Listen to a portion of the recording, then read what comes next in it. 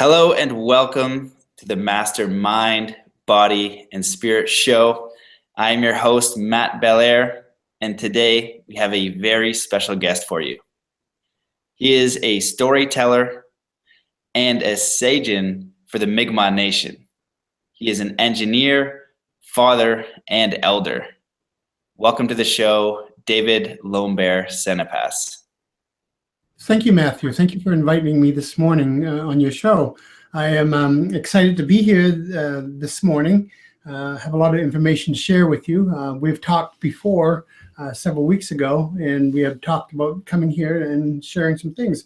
And I think that, I was thinking about this last night, that I don't usually do things like this. I don't usually go in front of podcasts and speak. But I think that the way I come from, to get information out there to the right people, I think we have to go to the right people that can make that so. And that is you. That when I met you several weeks ago, that you stood out like a bright star, and I really needed to understand who you are and what you do. And that's what we're doing this morning, is sharing information. I may be giving you information, but you're also giving me information back. So I am very excited to be here. Yeah. Well, thanks so much for coming. We met at Gem and Jam, and through random serendipity, I was on my way somewhere else, and a friend is like, "You should go watch this man talk. He's going to talk about the star teachings." I'm like, "Star teachings? Of course. Let me get over there." And then I'm watching you talk, and I'm immediately interested because you're saying very interesting stuff. Then I was able to see you speak again at the Galactic Center with a bunch of people, and I have a really high level. You met Crystal, and she's been on the podcast before, and she can read the Akashic records, but she's the highest level intuitive I've ever met in my life. I can just think about somebody that I've met, and without even knowing their name, I've seen her, get one where I was sketchy about a person, and I've seen her get one where like I was really excited about the person, because I like to double check when I get to realms of I don't know what's going on. And so, so when I told her about you, she was really excited, and she watched you speak as well. So I'm just really, really excited to have you here and talk about, your story in depth. And I think it's really interesting. You've never been on a podcast before. You've been doing these star teachings in around the U.S., but in teas and ceremonies. So very few people know who you are and what you're doing. And I think it's pretty amazing. Well, thank you. When you first said that it was an accident, I don't believe in accidents. There's always a reason for things to happen. Before the Gem and Jam show, that we're in Maine, and this came in a sense of a spirit that said that you need to get to Arizona and get there no matter how you get there. And we don't have finances, so we didn't know how to get there. So we prayed about it, and for some strange reasons, and several weeks later, we found ourselves there. And we know what we're there for. We're looking for the star people. And, I'm not sure what people think the star people are, but I can explain that a little bit more into the podcast, what the star people are. But I think that it was no accident to meet Matthew. And I think that we're going to have a great time this morning. And I have some questions for you, and you probably have a lot of questions for me, and I try to answer them as best as possible. How's that? Amazing. I'm excited. Me too. So I think the most important thing to cover is your upbringing and who you are, and just to, when I heard that, I was like, holy smokes. So, why don't we just start at the very beginning of who you are, what your upbringing was like, and we'll just slowly chip away at this. Great. Well, you can't start at my story, my birth. You have to go at least 7,000 years prior. In that time that the Mi'kmaq people, we had nations here on this earth. We had civilizations, we had technology, we had other things out there that rival things now. The things that we do is nothing new. We're just reinventing things over and over and over. 7,000 years ago, there was a shift in the universe, and it was just a little bit warmer here, probably by 4 degrees. So where we are now is a little bit more tropical and a little bit more habitable. So in our legends and in our stories, we have a written record way back to that time. They were put on the copper scrolls. The copper scrolls is like a dictionary of the universe and the earth and who the people were. At that time that we could speak a different language than we can speak now. Our language is more vibrational. It's kind of like singing to each other or humming to each other or humming into the brain to each other. That's almost like a communication. Right now, our communications are voice. We use a audible voice that you can hear, and it goes through the air, and you identify it as a language. You know, a lot of the researchers now that they're realizing that we have other communications with us when we're talking. We hear the audible voice, but there's a vibration through the air that we pick things up in different ways. And that is, it's almost like being a telepath, is that you be able to say something and somebody be able to pick it up without even saying. People call it ESP, people call it other things, but that was part of our language 7,000 years ago that we can communicate. Can you imagine right now our communication, we want to say something. If we want to say we want to go on a trip, we say we go on a trip. And to us is like a memory thing. Okay, go on a trip. Can you imagine doing that and setting a library with that? How to get to there? And it's almost like that kind of language. But that language has been lost through the thousands of years of technology and all the other things that's going on. Would you say it's similar to something like dolphins? I've also heard before in some of my own research that the language has been manipulated and separated, so we don't have this mass communication. So it's actually kind of like a you know, they've ruined the language, so we can't communicate at the level that we are meant to. Yes, dolphins is the same thing. That's funny that you mentioned dolphins. I was going to bring that up in the show, that the dolphins are in that communication, but they can communicate around the world instantaneously with other dolphins, other whales, other mammals.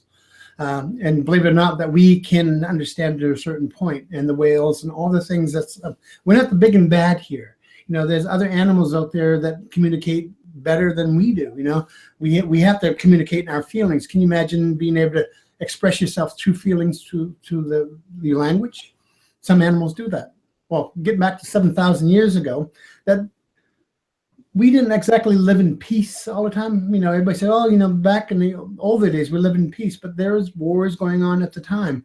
It went with different technologies, different races of beings, different travelers from other places, like what's happening now. But right now, that's what's happening, that we're warring with each other right now. We're not warring with too many outsiders. Well, 7,000 years ago, when this was all going on, that the Earth kind of starting to cool down just a little bit, because the Earth warms up and cools down, warms up, and the civilizations move, different things happen on this Earth, that we kind of lost the ability to travel and lost the ability to really communicate anymore, because after a while you break different areas up, the languages will change, we'll forget. And after at least 300,000 years before that, the travelers came. And when you say the travelers came, is that they came and populated the earth. In our legends, they were called the ancients, or the ancient teachers. And the ancient teachers left different clues around the earth so we can remember. There's things, some people say Stonehenge, all the different sites that we know now, but there's other hidden sites out there that people don't even know. There's out of the sites that we know right now, out of all of them, we probably know 40% of the sites, and the other percent of the sites are not found yet. So go ahead. So we're talking about pyramids and things like that? Yes. Yeah. The Bemidji Road, you must know that one in Florida, right? What is it? I think it's called the Bemidji Road. I might be pronouncing that wrong. Actually, I don't know that. I know Bohemian Grove. But that's on the dark side more. The sunken city, I guess. Yeah. Oh, interesting. Cool. And there's sites up in Nova Scotia and all the different areas, Antarctica, Alaska, still buried, that's coming forth. So these sites here are not, some of the sites now are not power centers, they're energy centers, but most of the other ones are power centers that we can turn them on again. The Star Teachings that have an organization out there that we look for these sites, ancient sites, and try to turn on the energy that's there. We're still working on that. I'll get back to the story. 7,000 years ago, the Earth changed, we started to change. And after a while, that we kind of separated and kind of lost the ability to communicate. We went into more of a verbal sound that we can understand, plurals and verbs and all that. So that was at least a good 5,000 years. The Europeans show up. Well, no, the Chinese showed up first, then the Vikings, then the Jesuits, then all the different ones that showed up before Columbus. In our history, this is the funny part about this. In our history, we can't find Columbus in our Mi'kmaq history. Is that we can't find this, oh, we met Columbus on this day or something like that. We cannot. We can map his journey a little bit, but not at the same time that he said he came here. That's weird. You think, they said Columbus discovered America. Well, he discovered something. I don't know if it's America or not, but he discovered something. But when the Europeans came here, we kind of go back to the story. I'm getting the story that where I was born. So we're at least 5,000 years close to that. So perfect. So when Europeans start to show up, they started, of course, it didn't happen overnight. It happened over 180 years, the involvement of being interacted with the natives. A lot of the theories that we caught their diseases, we wiped out in some of the diseases. There's more than one tribe. There's at least over 87,000 other tribes here at the time when Columbus supposedly showed up. So there was other organizations, other languages, other customs. So the Mi'kmaq at that time listed about 7 million, all the way up to Alaska, right down to Florida. We have different populations to New England area, up towards the Great Lakes. So there's settlements all the way down through that. So when the Europeans showed up and start influencing their cultures, a lot of the cultures died out, of course. A lot of the customs died out. But the ancients knew that there would be change on this earth, so they hid different things in different locations. One of them was the copper scrolls, and a couple was the magic box. There's ice cave that has the pictographs of Star Teachings. And so there's a lot of other things out there that's proof that we've been here. So when that all happened, remember, I'm telling a story here. And that story is based on verbal hearing. And when you hear something verbally, it's like, okay, every time you hear a story, you hear the story of 3 bears, something changes in it. It's like, okay, what's the original 3 bears? People don't know. Right now, it's a real good bedtime story for kids, but you first listen to it, it's horrifying. So it changed over the period of years. So it's these stories. So when the Europeans came here and influenced that, our culture is dying. So at that time, in your time, probably 500 years after BC, when Jesus was born, that lineage was kind of hidden. What you think what Jesus was and how it worked, it's in our writings. It's there somehow. It's like, how did that get into a place in northern Maine or northern Nova Scotia? Look where Jesus was born. Why is that into our history? Why is the Knights Templars in our history? Why is the Christianity in our history? Why is that all going on? And for a period of number of years, nobody knew what that connection was. Nobody took the time to dig up the books and find out what was going on. So the elders, because in our customs that we're Christian orientated. There's churches on the reservation. There's influence of being Christian. But in the background, in the background of all this, there is some things that were hidden. And one of the hidden is our teachings. At one time that we went down to at least 700 megamas. That's it. Out of 7 million to 700. So they was repopulated. They had to get their strength up. We lost our language. We lost that vibration. Remember that what I told you is be able to communicate with that vibration. So we lost that for a long time. So between like 83 years ago, that when Hitler came arise and all the different things was going out there and the world was changing and people were scared. And I was like, oh my goodness, what's going on? Because at that time in our reserves, that Christian was the dominant thing, that you were Christian, because the Europeans came and forced us to look the Christian way. They took our children and took them to orphanages, took them to other private schools to learn them the Bible, the words of the English.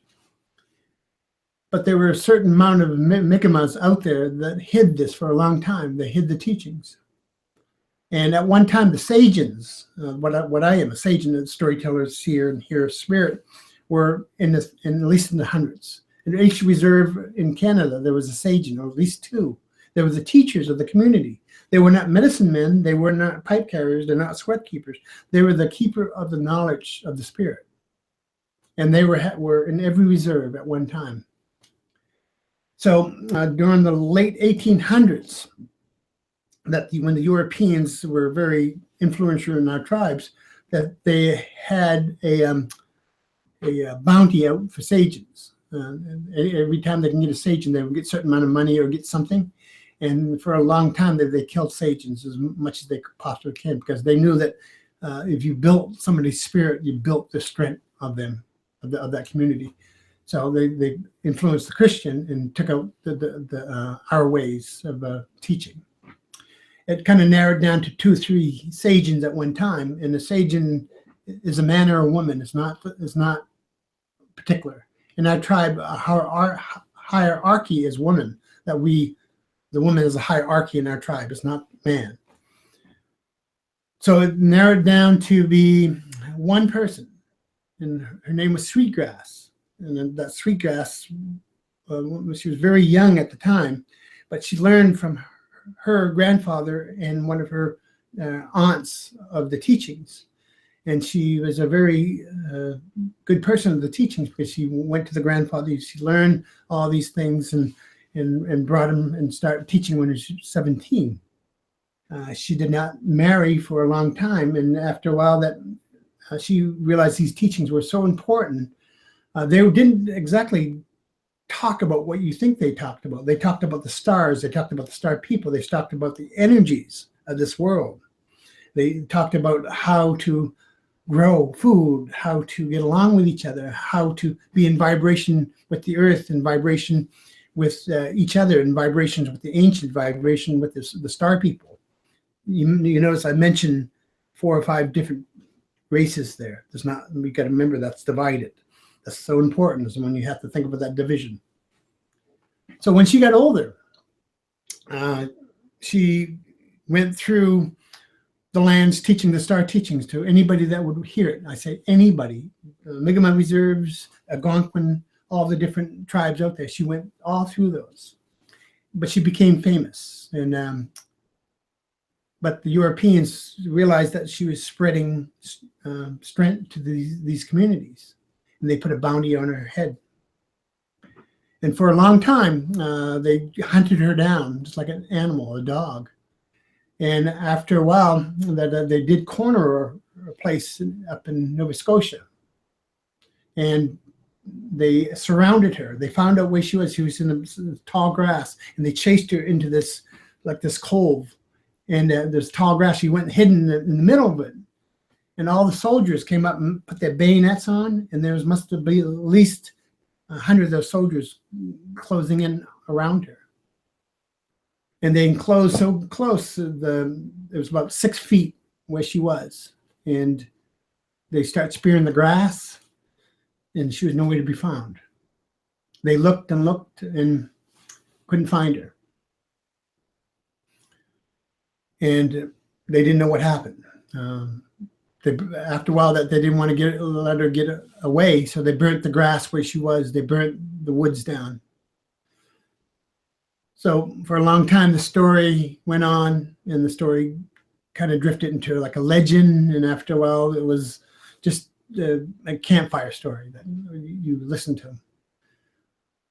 The funny thing is, this story that when I was in Nova Scotia several years ago, I was researching different myths, different legends, and that. And I found this story was written by a Jesuit priest, and it almost matched up with the copper scrolls that we have that kind of match up with that story. And the copper scrolls will give you a alignment of a star, give you the date. And I did the alignment, and it's almost within 3 days of that Jesuit's depiction of that story. But the Jesuits' idea is that this woman was holy, and God took her to heaven, of course. But I think that the version of our story is more plausible, is that she was carrying one of the stones, or one of the crystals, and she just made herself invisible and left. That's more plausible to me, anyway, than her going to God. Probably within 70 years of that story, after that 70 years, they built another reserve there. It was an encampment. It was a great place to fish. So any of the reserves that were built on different two rivers meeting, and there's one place there that they built a reserve, a fishing village. And my great-great-grandfather, or great-uncle, was playing there as a little boy. And he was in that area, and he had heard a voice in the same place. And that voice said, "Come here." And he went over and listened to this voice, and the voice told him all kinds of interesting stories. And those stories that he heard was of the star teachings, of course, and of different things, and how to build something. And the little boy went back there every day to listen to these stories. And he went and told his grandfather. And his grandfather didn't understand the language he was speaking, because he was speaking in a different dialect. I speak about 6 different languages myself. He was speaking different dialects. And he said, "What is that dialect you're speaking?" And he went to the elders. They could not figure it out.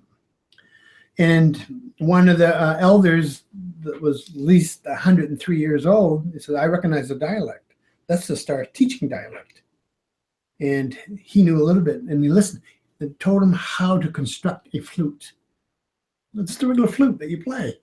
And the grandfather said, "Well, I can make flutes. I've made flutes before. Why is this any different?" But it had a specific instructions how to build this thing. But there's no way that the grandfather said, "I don't know what they're asking. It won't play if they rebuild it that and put those stuff in it." So it took him 6 or 7 months, and the little boy kept on going back and learning part of the story. And after a while, that the grandfather got the thing, and he said, "Wow, that crystal's in there." So when he played the flute, something happened. Have you heard that flute? The wind was different. It resonated the earth. It resonated the woods. It resonated people. And depending on what he played, he could make it destructive, or he could make it calm. He could make it peaceful.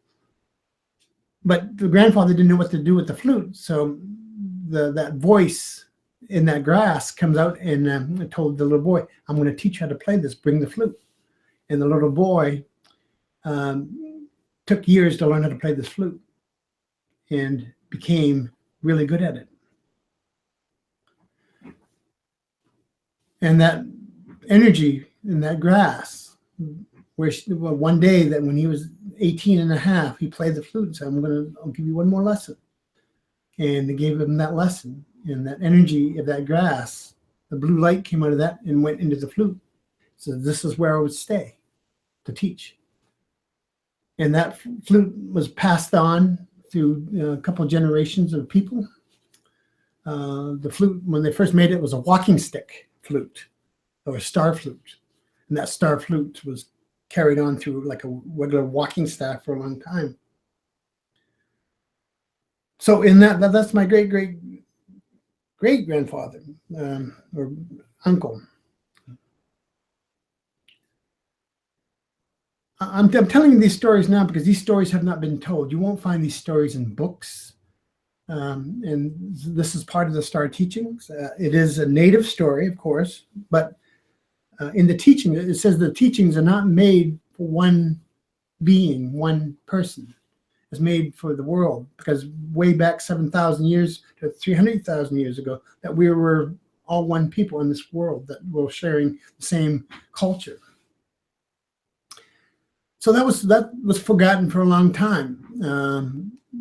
Joe Nobear, that went up through the teachings. He was a grandson of that person who was constructed the flute for. He went through the European colonies talking about being free in spirit, being free of mind. And after a while, that his teachings were pretty powerful teachings. And he told a prophecy, that was prophecy that told to him that the prophecy, the world is changing. And then when this world changes, he says that there is going to be a star being that comes here and takes a form of a bear. And that bear would be from the north. And the star will come down and be that bear and offer the teachings. And Joe Nobear knew who this bear was, and he named him in the prophecy, Lonebear, that will come and bring the star teachings to the world. So when that was mentioned into the Council of Elders, the prophecy was revealed, and revealed to all the tribes of the nations of the world. And for a long time, that they waited for the celebration of the star child to come. But after a while, that we kind of forgot about it, and took the Europeans' ways, took their electricity, took their food, forgot how to survive. But the legends always were there. And that 300 years of that story on when I was born, my born was prophesied, but they knew that when I was born into the earth as a star child, that most people would want to kill me. And my birth date was changed. So they would go to another place when I was born. And when I was born in a snowstorm to be hidden from anybody else. The strange part of the story that I'm telling the story that I've heard it over and over, it's about me, but my mother a couple of weeks ago, who's best else to tell the story right now? She says, it's you. So my mom's still alive. And in the prophecy, this is the weird part. In the prophecy, you would be born of Mary and Joseph. And the blue star will find you. And on that date, on that date of that snowstorm, there was blue above where the hospital where I was born. They call it blue snow or blue light from that, and that's documented. You can find that in the documentation. So Joseph Mary, my father is Joseph, Donald Joseph. My mother's name's Mary. And for a long time that I was, people knew who I was. And when I was born into the reserve, of course, went to the reserve, that even our people and some other people didn't want the prophecy to come true. And there were steps to eliminate our family and myself. That's a long story there, but I won't really get into it. But it went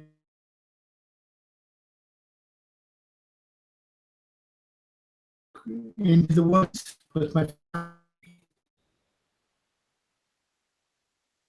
friends teaching here with you today. This is not it's a far-fetched story, but I can't stress enough how important these star teachings are to the communities in this world. And our elders that help bring these stories here, these star teachings, we just had a teacher pass away last year that brought these star teachings. They helped to bring them here. To the non-natives, this is the biggest part. what this is that Star Teachings is made for everyone. It's made for all the different communities out there. And to be able to even speak about the Star Teachings, it's an honor for me, because I think of all those people that brought this here. And it's not anything that you ever could possibly imagine what these teachings are. That when I was born and brought and hidden on Lonebear Mountain in northern Maine for 27 years, I was brought there, and we were brought into an old shack and protected for those years. We were fed. We had a family. We had. I thought I was safe there. I thought this is the rest of my life the way it's going to be. In those 27 years, that the elders from Canada and some of the ancient elders, they brought teachers to me, and the teachers taught me different ways, different things out there, math, electronics, all the things of your world to help me in this travel. From everything from math to physics to astronomy to anything you possibly, even defense, that they brought me this knowledge. Growing up, I thought this was pretty stupid, because I was a little boy. I wanted to play in the woods. And my upbringing is that I played in the woods with other beings. And the other beings, I don't know what you could call them, but I used to tell my mother and father this. They said, you were playing with no one. But after a while, my mother and father says, well, you were playing with somebody, but we weren't allowed to talk to them. And the beings were spirits, angels, or whatever you want to call them. Most of the beings that I've talked to are the tall ones, the tall, shiny ones. They've brought me to different places that wherever I wanted to travel. Growing up, I was never cold. I was never hungry. I was always protected by these beings. And I never could figure out for a long time what they were. Talking with my niece and nephew, when they're growing up, when I was around me, they remember a tall being that used to follow me, and I used to talk. I remember who it was, of course. But I always thought that was just crazy for me, that this is not a way to live. I want, in my life, what I wanted in my life is to have a normal life, is to have children, is to be able to have a white picket fence, to have a job, to be useful in the community, or to be useful, to be successful. But it seemed like my world was half of craziness, that I've seen death and destruction. I've seen life. I've seen all the different things. But I wanted to be having a normal life. That's all of us, is that we want to grow up and have a job, no matter if I was native, that, my grandfathers and my elders, they always taught, to respect Mother Earth and Father Sky and Brother Moon and all that. And I did that. I did the ceremonies. But the ceremonies never could have something in me. It didn't feel like I had that touch. And the elders, what they asked me to do, don't pick up the pipe. Don't be in a sweat lodge. Don't smudge. I'm a native. I'm supposed to do it. I thought I was supposed to do all this stuff. But I was also instructed by Spirit to not to do that. And I thought, it must be something to do with the devil or something. It was like, I'm the devil or something. And in my tribe, that because of my standing, they call me Mindu. Mindu is the devil. Is that they didn't understand what that was. So growing up, that was the thing is growing up, is that I didn't understand. I wanted to be somebody and everything else, but I was involved with some of the ceremonies and things like that. I remember one of the ceremonies that I attended, I was probably about 16, I would say 15, 16, or 17. It's just kind of foggy right now. I was invited to a ceremony. This is where it kind of all started. I was invited to a ceremony in Nova Scotia. It's called 1,000 Drums. They play 1,000 drums for 3 days to make a change in the world. And the great creator would hear the 1,000 drums of the humans. At that time, that I was hidden from the population, that nobody knew who I was. So I was invited to this celebration. I was invited as a storyteller, and that's a storyteller of our stories. And I did tell some stories at the time, but I didn't tell very many of them. I wasn't very popular. I was invited to Nova Scotia to go tell these stories. So my sister and I, we went up there, and it was a big celebration. It was at least over 49 or 5,200 people up there celebrating. They were dancing and drumming, and it was a big community. I could see from a distance, because where it was, everybody was dancing for a day at least, and there was a dust cloud coming up into the sky, and you could see it a long ways away. In this ceremony, that you could not bring anything that was man-made. If you had sneakers on, you had to take them off. And you had to be in ceremonial dress. You had moccasins, you could wear them. If you had a plastic feather or feather that wasn't that you had to put it up. If you couldn't bring any communication devices in there, tape recorders or cameras or anything like that. So we got there, and we signed in and made ourselves known, and found the director. Director was Elizabeth White Owl, and she showed us where I was going to tell my stories. And where it was kind of off in the corner. It wasn't in the main place where they told stories and did the celebration. I was off the side. And I got there, and it's just a little thing with a bunch of logs around it, so people sit in and you can tell stories. So, and I was on that next morning. So I got up, and I wanted to impress my elders that morning. And my elder was Clarence Patlas. And Clarence Patlas was my elder since I was a little boy. And so I got my tobacco, and I got my eagle feather, and I was dressed in my ceremonial dress, white and black. And there's a river nearby. I said, I'm going to go out in the river and offer my smudge and pray with my feathers, eagle feather. And I told my elder this. My elder said, oh, good, you can go there then. So I walked across this quite a big field, and I probably got halfway across, and I noticed there was a couple birds circling me. I didn't know what they were, and the birds were circling. And it was quite a warm day, and I get to the river, and I'm looking over at this, see my elders watching, because I wasn't doing this for a spiritual reason. I was doing this to impress my elders, and I know what I'm doing. And I look up, and there was a bunch of eagles. There were eagles, and there was one or two.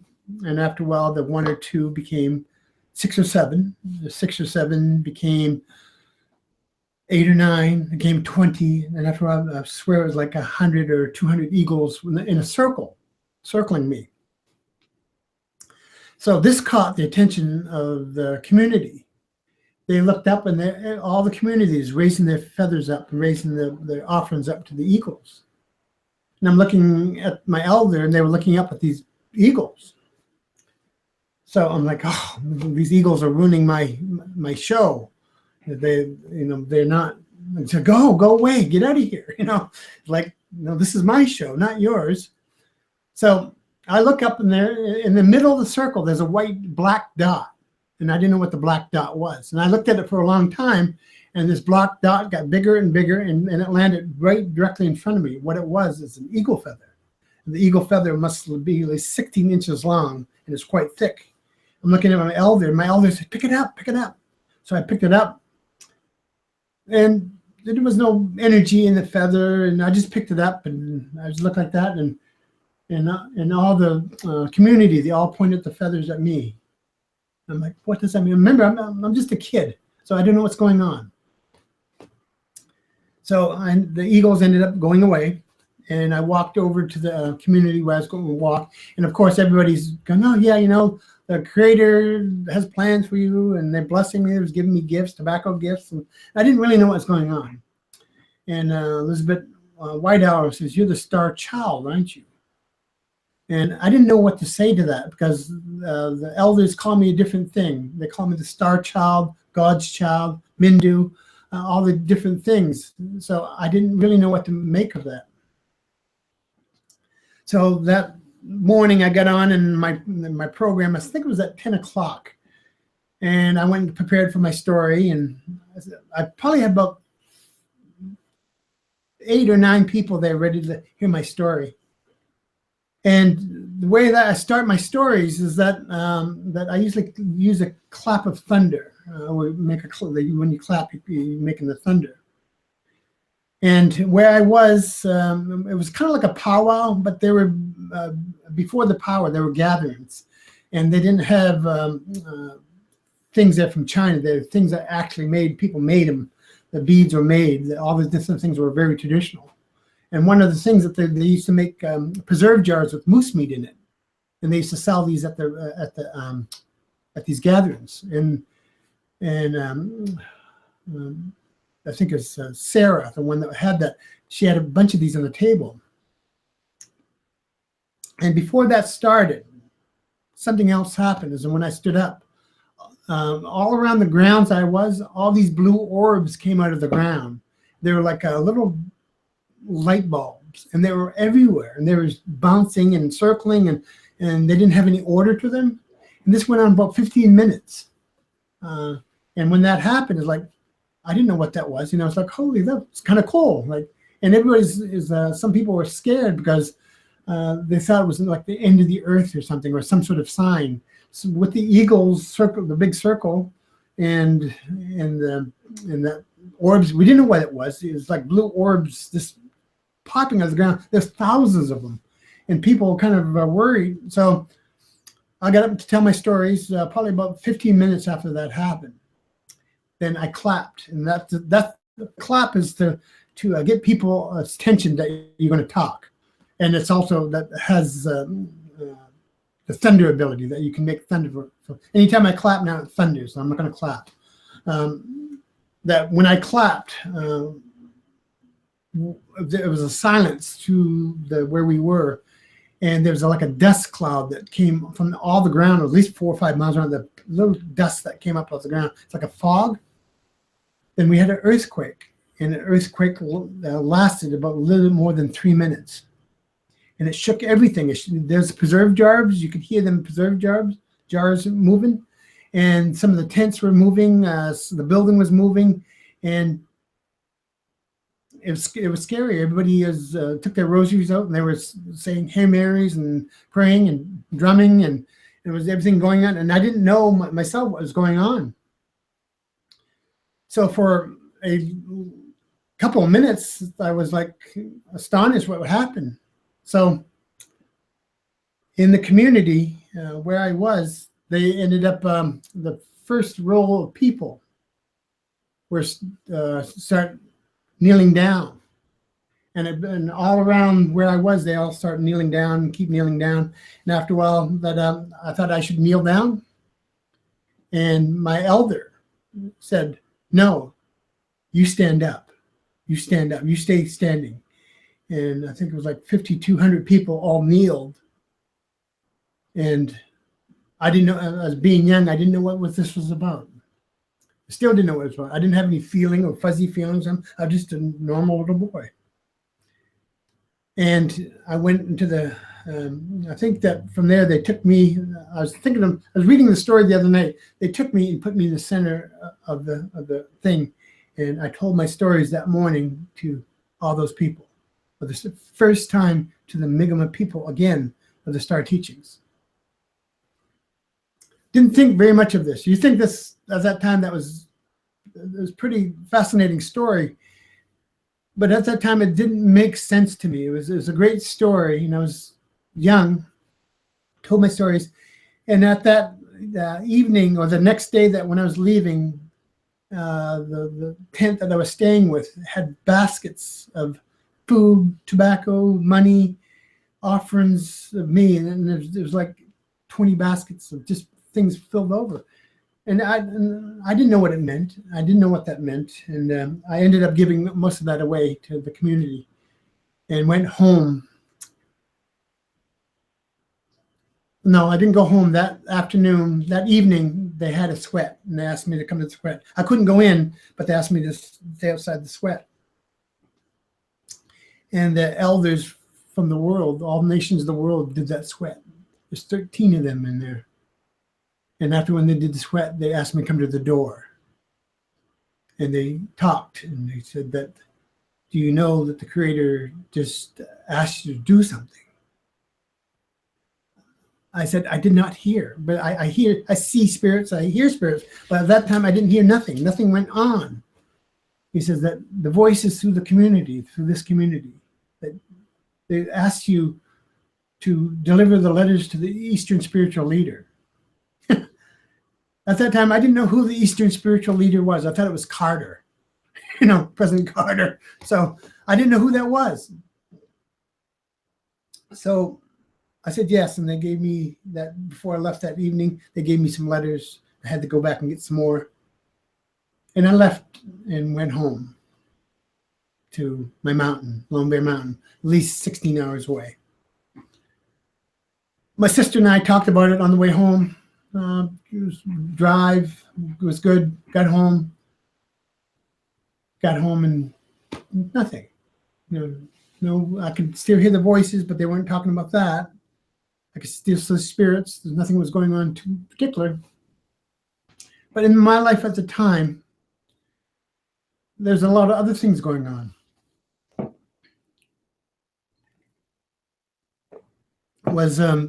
I had a loss in my life of a loved one, but my heart was broken. And I went for many of years, went and did something else. Forgot about the star teachings. Went and did other things, traveled the world a little bit, became a millionaire, did all that stuff. But that voice, the audible voice that I hear every morning, I felt like I abandoned our people.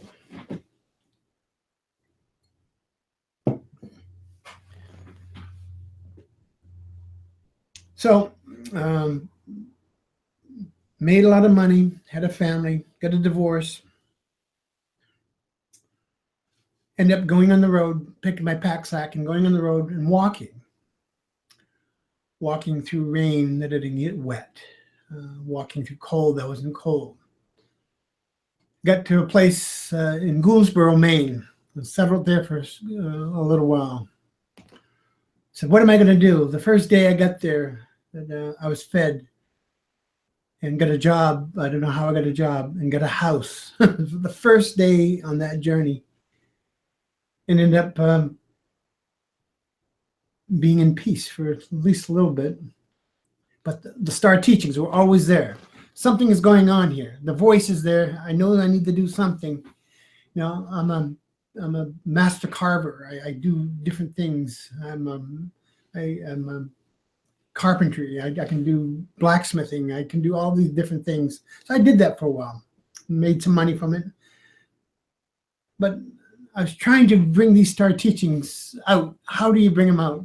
When you know the secret of the world, if you know the secret of life, you know the secret of the universe, and you have it in your hand, how do you give this to the people? How do you do that? Do you just go out and start talking? And that's what I did for a long time as people going to kindergarten. Said, can you come in and tell Indian stories to my kindergarten kids? I said, sure. And I go in there and they have paper feathers on and all this, and it's like, they don't understand. Well, I remember going to one school, says, where's your leather and feathers and drums? I dressed normally. I didn't do that. So I got mad. I got really mad that I did that for several years. And I remember getting an $800 check for going and tell my stories to a college. And it was all derogatory, Indians and that, Indians and this, and it was just awful. And I went home and got mad and took that $800 check and tore it up and got mad, and I cursed the Creator. I said, why did you give me these stories? Why is this going on? Why is this happening? And I remember kicking the chairs and taking my flute that was given to me. I threw it through my picture window in my living room. and I got mad. But I had this awful headache at that time. I just had the awful headache and ended up trying to clean up the glass and my damage and things like that. And I had my companion with me as my wolf, my 142-pound wolf. His name was Westo. That means snow.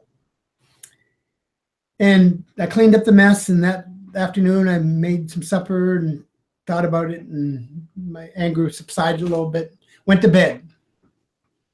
Ended up going to bed, and to this very day, I still can't tell you if it's a dream or if it's real. That I woke up in the middle of the night, and something there, but I didn't know what it was. I got up, I went to my living room, and of course my wolf was in the corner. He had a little blanket I put down to him. He was laying sleeping. But there was something in the living room, but I didn't know what it was. So I looked around and I couldn't see anything, but right in the corner of the living room, right in the corner that was just right there, it was darkness. It was like a black hole in that corner. And into that black hole, two red eyes appeared. And I don't know if you ever believe in ghost stories or things that go bump in the night. And I'm not a person of that. I see spirit, I see things, but this scared the heck out of me. I didn't know what it was. I know a little bit about science. I know about things, but I didn't know what that black thing was. And what that black thing came out of the corner, and it came as some sort of, I'd say it's a monster that bit me. The mouth went over my head, and I went back and fell on the floor. And my wolf got up and attacked it and started fighting this thing. And I remember seeing the battle, and it was an awful battle of things being torn and everything else, and I passed out.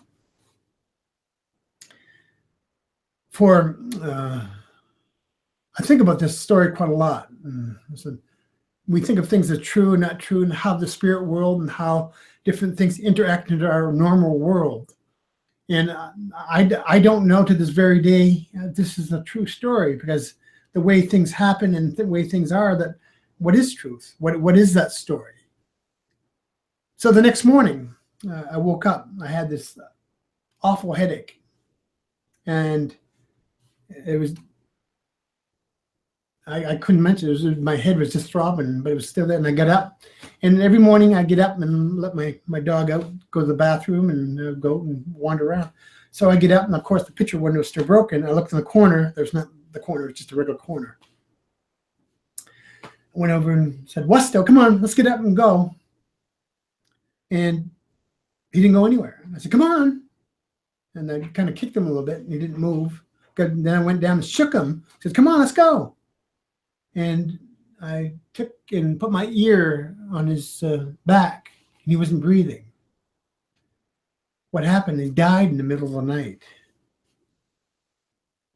and he didn't get up. I ended up. Remember, this is my best friend. He was with me for 15 years, and I ended up crying for 2 hours. It still hurts. So I ended up taking him that afternoon up to the woods and making an altar for him, put him on the altar, and offered him to his brothers to bring him back to the stars. Prayed and went back to the house. Next day I went up to the altar. He was gone. The brothers came and got him that night, and still had the headache. Called my dad. And my dad and I talked for a little bit. And my father says, "Son, come home. You need to come home."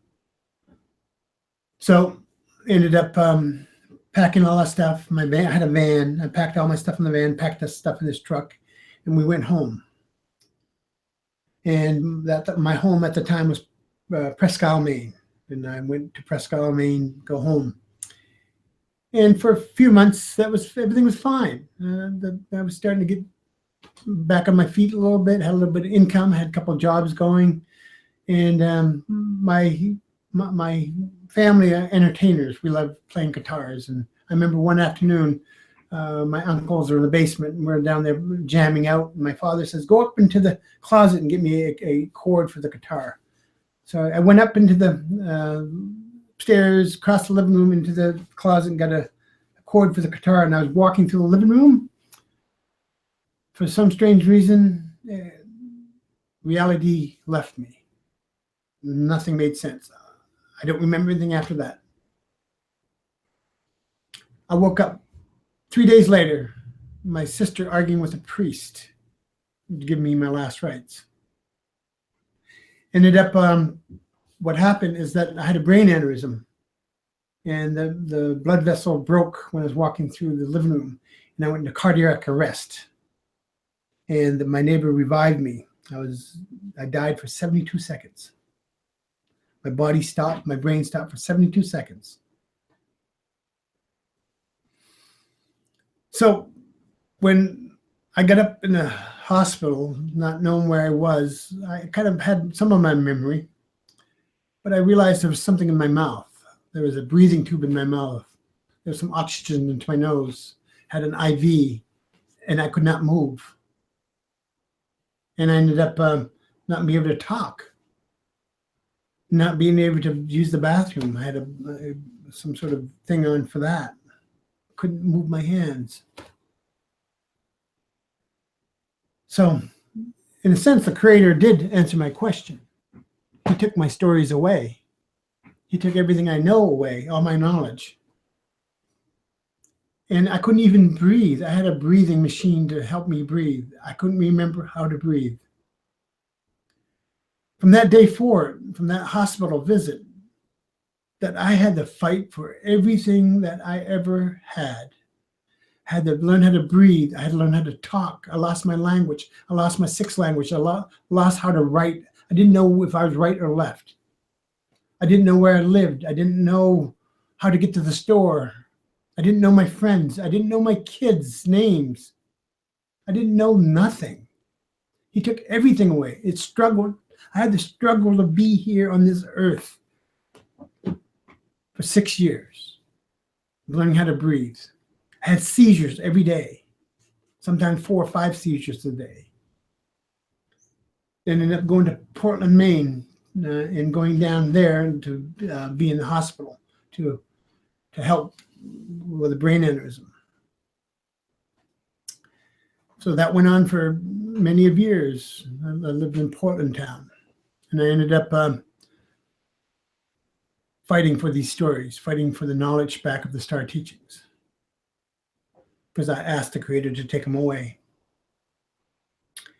And I remember going to Lowell, Mass, and the doctor coming in and saying, "I need to talk to you, David." So I go into him, says, "I hate to tell you this." He says that you've been struggling so hard, and I'm going to make this brief. You have a year to live. You need to go home and make things right with you, whoever you are with. I don't know if you ever had that told to you. I'm sure. But I said, fine. I said at the time I still having seizures, so it was hard. I just accepted that. But when you want to live, we make our promises, don't we? Why do we pray when we are in desperate need? How come we don't pray when we just on a normal day? When we need something, we pray. I have a visitor every day of my life, almost every day of my life anyway. He comes to me every day, no matter where I am, and we talk. And I remember asking him to visit me that day or that afternoon. And I was out in an eddy of rocks went out. And the rocks, and he was standing out there watching, and I walked out there, cold out there. And I guess the version, what you want to think of this version is, I used to call him baptism. Baptism is wolf in our language. Star person, creator, God, whatever you want to make of this person or human or being. And he's out there looking at the ocean. I come to him. It's a short, brisk day today. I said, yeah. And I remember sometimes that reason to live, why I want to live. I went down on my hands and knees And I said, I want to live. And we do that. We prostrate in front of the Creator. He looks up like, you get up off your feet. Bow before no man. I said, I don't think I'm bowing before a man. He says, get up. And I got up. And at that time, I thought I was beaten. I thought life has dealt me a bad card, that these star teachings were worthless. Why did all these elders come to me? Why did the star people come to me and give me this to share? And I thought, I want to live. That's what I think. And I told him, I said, I want to live. Do you think it would be a big explanation what he would explain? And he said, live. That's how he told me. And then I kind of looked away and he disappeared. And I'm not going to say it was easy after that, but when you have the energy to live, the power inside of you lights up. Just like air. You put yourself underwater, you're going to fight for that air eventually. It's like fighting for life. I want to live.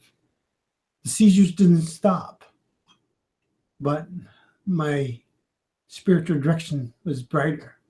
I started walking in that direction. It wasn't easy, still not easy, but there was light in this world. And I remember starting to try to do this again, start to introduce the star teachings to the people. And I was invited to Plug Pond. That's a powwow down in New Hampshire. And went down there and I said, okay, I'm going to do this again. And one of my friends came with me. And I went down there and I had that afternoon. I was the entertainment that afternoon. Everybody, all the important people went away. And I was the entertainment. I played the flute and talked about the star teachings. And there were about 2 or 3 people out there. And they clapped and said, very good. Nobody listened. I remember going home that evening, said, I tried. See, Creator, I tried. Nobody's listening. And I was disappointed for at least a couple of years anyway. And I wasn't going to try again because that hurt. When you have a message for people and they don't listen, it hurts. It hurts really bad. And I'm thinking, this is all made up in my mind. This is stupid. So at that time that I worked 14-hour days most of the time. I was a carpenter, so I worked as hard as I possibly could work. Nothing stopped me, you know. So I worked and worked, but that voice kept on saying, David. That's how my name in my language, David. Remember the teachings. Remember the teachings. That always plagued me for a long time. So I remember it's all right. I was invited to a hospice to speak at the hospice. There was about 300 people there that day. And I went and spoke that afternoon. And I spoke. I said, the Spirit says, when you need help, speak through me. Speak in my words. Use my energy so you can speak. But in order to do that to Spirit, that it takes some energy from yourself to do that.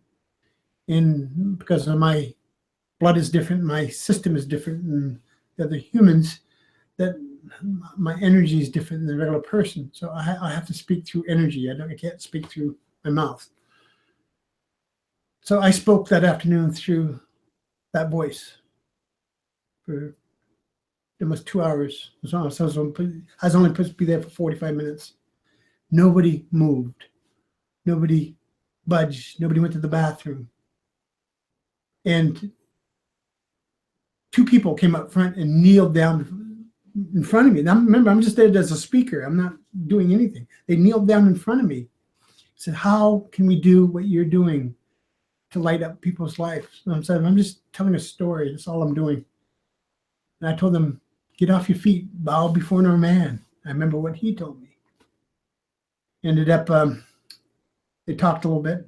We talked, and we went out. And I went home. So that was very strange for people to do that. there's people that come in front of me. They said, we want to tell your story. We want to write a book about you. We want to. I've had people put $80,000 in front of me. Said, here, take this, and we're going to do something with it. And this is not what this is about. That the message is so clear. If you hear that vibration, if you hear the ancients talking, if you hear the star people talking, it's there. That language is ready to be known again. But we need community to do that. And when I went in front of this hospice, it was kind of there. The language was like, oh my goodness, I spoke some sort of language, but I don't remember what it was. But I vaguely I remember what it was. And ended up going home and thinking about it, I guess. But I remember what the being wanted me to do, spread these teachings. So, all right, I am smart because I'm a mathematician too. So I am smarter than that being. He said, that being lets me spread these teachings. I said, great, I can do that. But I have stipulations. Being says, fine. What are they? He said, write them down. So I had 17 stipulations, what the criteria was before this person of this earth, of the star beings, go out and spread the teachings. And honestly, I did not want to, because remember, in my heart, I was brought up in a reserve. I was brought up with Mi'kmaq, the native people, not white people. And in my heart at that time, that I did not like white people. And I think about all the things they'd done to us, took our language, killed us by the millions, and that was still in this person's body. And I thought of what this being wanted me to do. You want me to go spread the teachings to the non-natives that took our land, took our language, and taken our culture? Remember, that wasn't me. That wasn't in him. So I wrote those 17 criteria down. Number 1, number 2, number 3, number 4, number 5. And I made them the hardest possible things you can ever. What I should have done is put the lottery ticket on one of those. So, but I didn't. Number 1, what is the equation to pi? And you know, that's quite an equation, but it's a pretty simple equation. But I ended up so no, that's the number 1 is never going to be answered. Number 2 is harder. Number 3 is harder. I probably when I made those stipulations a couple of days later, I get a phone call. There's somebody doing a research on native spirituality, and they wanted a viewpoint of a real native, of a spiritual leader. I'm not a spiritual leader, in that viewpoint. So I said, great, come on over. I get hundreds of phone calls. I used to get hundreds of phone calls every week, people wanting to come over and study with me or do something. And I refused all of them. This is the only one I let come into my door. So on that equation to pi, I had some numbers written down. I had dimensions. I had different things that's on there. You know, so that afternoon, there's a knock on the door. And I lived on the 2nd floor, and I heard the person coming up, knock on the door, and open up. And as soon as the door opened up, through the hand, 2 hands came out with a pie that you can eat. And I looked at the pie, and on top of the pie, it had the symbol of pi, the mathematical symbol of pi. And it had the number of right dots, 3 dots on the top of the equation of pi, 0.3. I was more interested in the pie than the person. When the person came in, and I just took the pie and put it on the table and I was looking at the pie. Like, oh, natives must like pies. So I was looking at more dimension and what the pie looked like. The person came, sat down with us and asked a bunch of questions. Of course, I tried to answer as much as possible. And when that person left that afternoon, of course, I took the pie out. I measured. I got my calipers out and measured this pie plate. I measured, found out what the flavor. The flavor of the pie was my favorite. Of course, I don't know how she knew that. and got the pie into another pie, took the pie plate, washed it out, did the measurements of the pie and the volume. On the bottom of the pie plate, it says American Pie Company, and it had the registration number on it, or the patent number of pie. It went up to the 37th number of pie. Then I looked, counted, measured the volume. It all came up 0.3. Everything of that plate was number one on my list. Everything, including the flavor. Coincidence. Give me number two then. Guess what? Number two happened. Number three, number four, number five, number six, number seven. And the 17th happened just a few months ago. These are all difficult questions. Not any human could answer them, including meeting you, Matthew. No coincidence that the mathematics that I was taught by the ancients or the star people are different mathematics than math that people learn. But I've talked to other mathematicians out there that evaluate my math, and he says there's something to it. I can do calculations a little bit faster. I can figure what time dimension is. I can figure out all the different things of dimensional time and a little other things that people haven't even thought about yet in math. I'm not playing my own bell here, that this is where we are now. To bring the star teachings here, that I can give you coincidence after coincidence, but there's no coincidence. It's in the numbers what they gave me. That part of the teachings, of course, is kindness, compassion, and happiness. That sounds so great, but people don't realize that's a vibration. That's an ancient vibration. It's in our DNA. How's that math fit into that? Is that the prediction of the communities of the world is kind of going, what's going on now? There's energies out there that we can tap into that we have not tapped into yet. And the Copper Scrolls brings those to us. That I only interpret just a percent of the Copper Scrolls now. I can't interpret all of them because I don't have the information from the communities. To bring the teachings here to the non-natives took this person some time, because I am of descent of the Mi'kmaq. I am a Mi'kmaq warrior. So to bring these here was the hardest thing I ever done in my entire life. To sit here in front of you and in front of a machine is the hardest thing I ever done too, because I've never did a podcast. But I was directed by Spirit to be here today. You talk to the people around me that help us to do these teachings, that I am against being number one. I'm not the answer here. I am not the chosen one. I'm only the person that delivers the messages and help the communities to interpret what the message is. That's it. That's hard because in our communities, in different communities, we look for medicine men, we look for leaders, spiritual leaders. You know, I've sat down with the Dalai Lama and spoke to him about the star teachings. We've talked extensively. I have another meeting with him coming up. What are we to do? It is not about me, it's about we. And when we understand what that energy is that the teachings gives us a technology how to do that.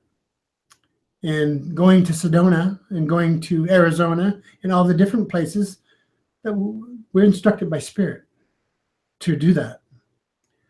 How's that possible? You tell me how that is possible. Everybody else listen to this. There's a familiarity to this story. There's a familiarity to this energy.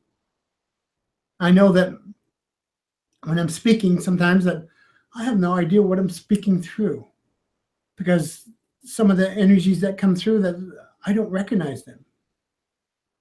Getting back to the story of the hospital, that when I died for 72 seconds, I'll finish that story, is that I remember passing through. that there was this heaviness first, then me going into some sort of dark woods, into a field, finding that field, and finding a river. And somebody on the other side of that river asked me to come across. I crossed the river. There was a tree. And we talked. It was the same person that I talked to in that eddy of that rocks that told me to stand up, bow before no man. Same one. But we stood underneath this tree and we talked for a little while. Talked about the star teacher, talked about who I was, and talked about where I came from. And he asked me to stay a while, to sit underneath the tree and greet the people that's coming across the river and going across the river. So some are going across, someone's going this way. I stood there and he went away, and I did. And Matthew, you were one of those people that I met. You asked me specifically a question. And when I see you next, I will answer that question specifically. You already know what that question is. You were one of the 7 million lights that I've talked to. I was there I was there a long time to meet 7 million lights. And they crossed. We are no strangers. The people that are watching this, we are no strangers. Come and find me. Come and find what this is about. This is a lot different than what you think it is. There's a message here for everyone. We're all teachers here. There's room for all the teachers to be able to turn on the 7 million. So all they ask is to turn 7 million lights on to make a direction in this earth, to change the direction. We're looking for world peace. I do calculations every week what world peace is. This week that we had world peace for at least 17 seconds. Give me a break. 17 seconds. What are we all talking about out there? We're talking about higher energies, how to think. This higher energy should benefit community. It should benefit the world. We talk about a higher power, higher consciousness. You realize what a higher conscience is? The language we don't understand yet. All of us, all the different spiritual leaders out there, we need to communicate together. I have a piece, you have a piece. We're not going to be able to do it alone. Believe me, I've seen the task. No way. It's like trying to build the Empire State Building with toothpicks. It's possible, but it's going to take some time. It's better to have a community do it. You know, when I was there greeting the 7 million people crossing and coming back across the river, the time that the people greet me, you're never alone here. The time that was there, that my father and mother and grandfather and great-grandfather, your fathers, they were there to greet. How does that work? We keep on thinking time has passed. Time is beside each other. It works beside each other. A couple seconds ago is not the second now. Is that the math tells us that. We're in different time periods every at least 10 seconds. And we remember it as a movie. We go into a movie place and watch a movie. And we say, I wonder what the outcome is going to be. Just stay there long enough, you know what the outcome is again. And you want to know what the outcome again, go back to the movie. It's going to give you the same outcome. But if you go to a different timeline, it's going to be slightly different, slightly different, slightly different. And it's going to give you a difference every time you go to that movie, but you're not noticing it at that time. Is when that happened with the 7 million lights, that the people greeting those, the time didn't work the way it does now. I was out for 72 seconds meeting 7 million people. How is that possible? The knowledge that when I went across the side, I knew just about everything, that veil was lifted. But when I came back across, well, that being came back and talked to me. And I was there for a while and we talked. He says, you met 7 million people. You met 7 million lights. You have a choice. You can go this way into where they're going and everything should be fine. And there'd be nothing said. And at that time, I did not have pain. I did not have hunger. I knew just about everything. And self wasn't there. It wasn't like myself now, I'm trying to keep myself. It was more of a collective spiritual being that I was in touch with everything. It's like everything vibrated and everything meant something. So I had a choice. You can go there or go back across the river where you came. And we talked. He said, you realize the people that came and going, they needed a direction out too. There's a lot of things out there that redirect our spirit and redirect our beliefs. I think that they're out there. A lot of things that we don't understand that we try to understand. There's an answer. I do have a lot of opinions about that, but I won't mention those today. Is this the way? I don't know. I think the path is pretty well lit, but not very many people on that path. We forget about ourselves. We need to take care of ourselves to understand what the light is. We're so hard on ourselves out there right now that we're just, wanting people to heal us. You don't need anybody to heal you. You're the greatest masterpiece of this universe. The Creator is giving you that power to heal yourself. Listen to this voice. You can hear yourself. So I had that choice to go this way into that direction. There would be no pain, that I can go on and finish my contract or do whatever I need to do. I can go this way. I thought of you. Thought of the people that I met. Thought of the people that's around me right now. Thought about my puppy. This is not all about humans, folks. Even a tick has a spirit, an energy form. I looked this direction, looked that direction. It says, it's your choice. But I realized that, So I went back across the river. I got back across that river into that muck and darkness and back into my human form. I felt physical pain. I had to breathe. I had this pain all over.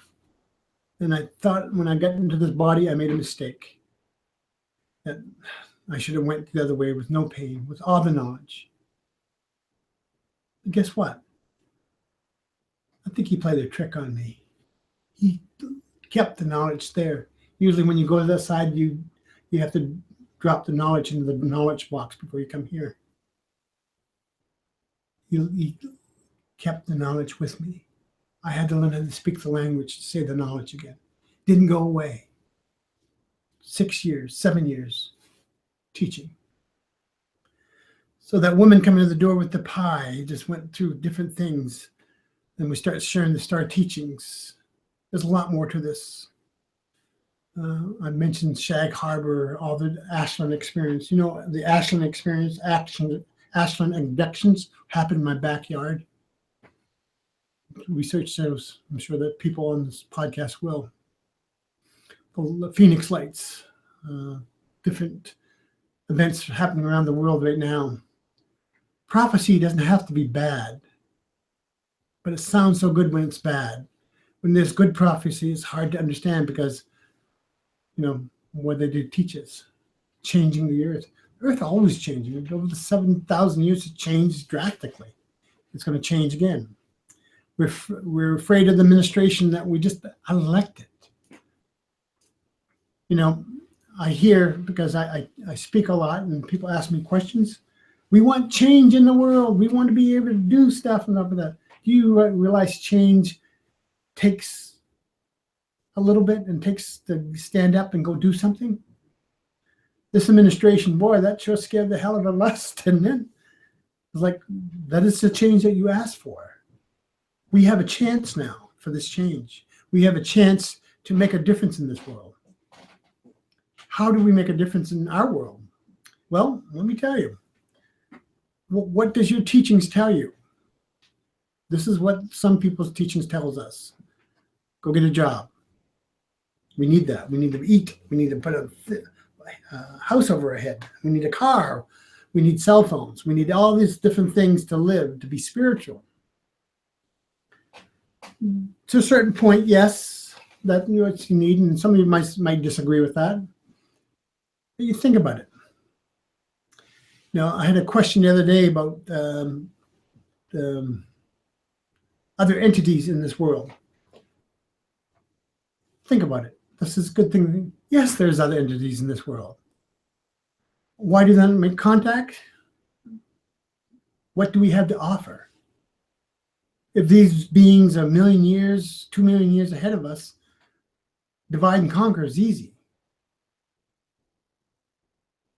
If an alien race or something wanted to take over, they already have. And you're holding the device right now. You're holding the device. Tell me, what do we check every morning? A social status?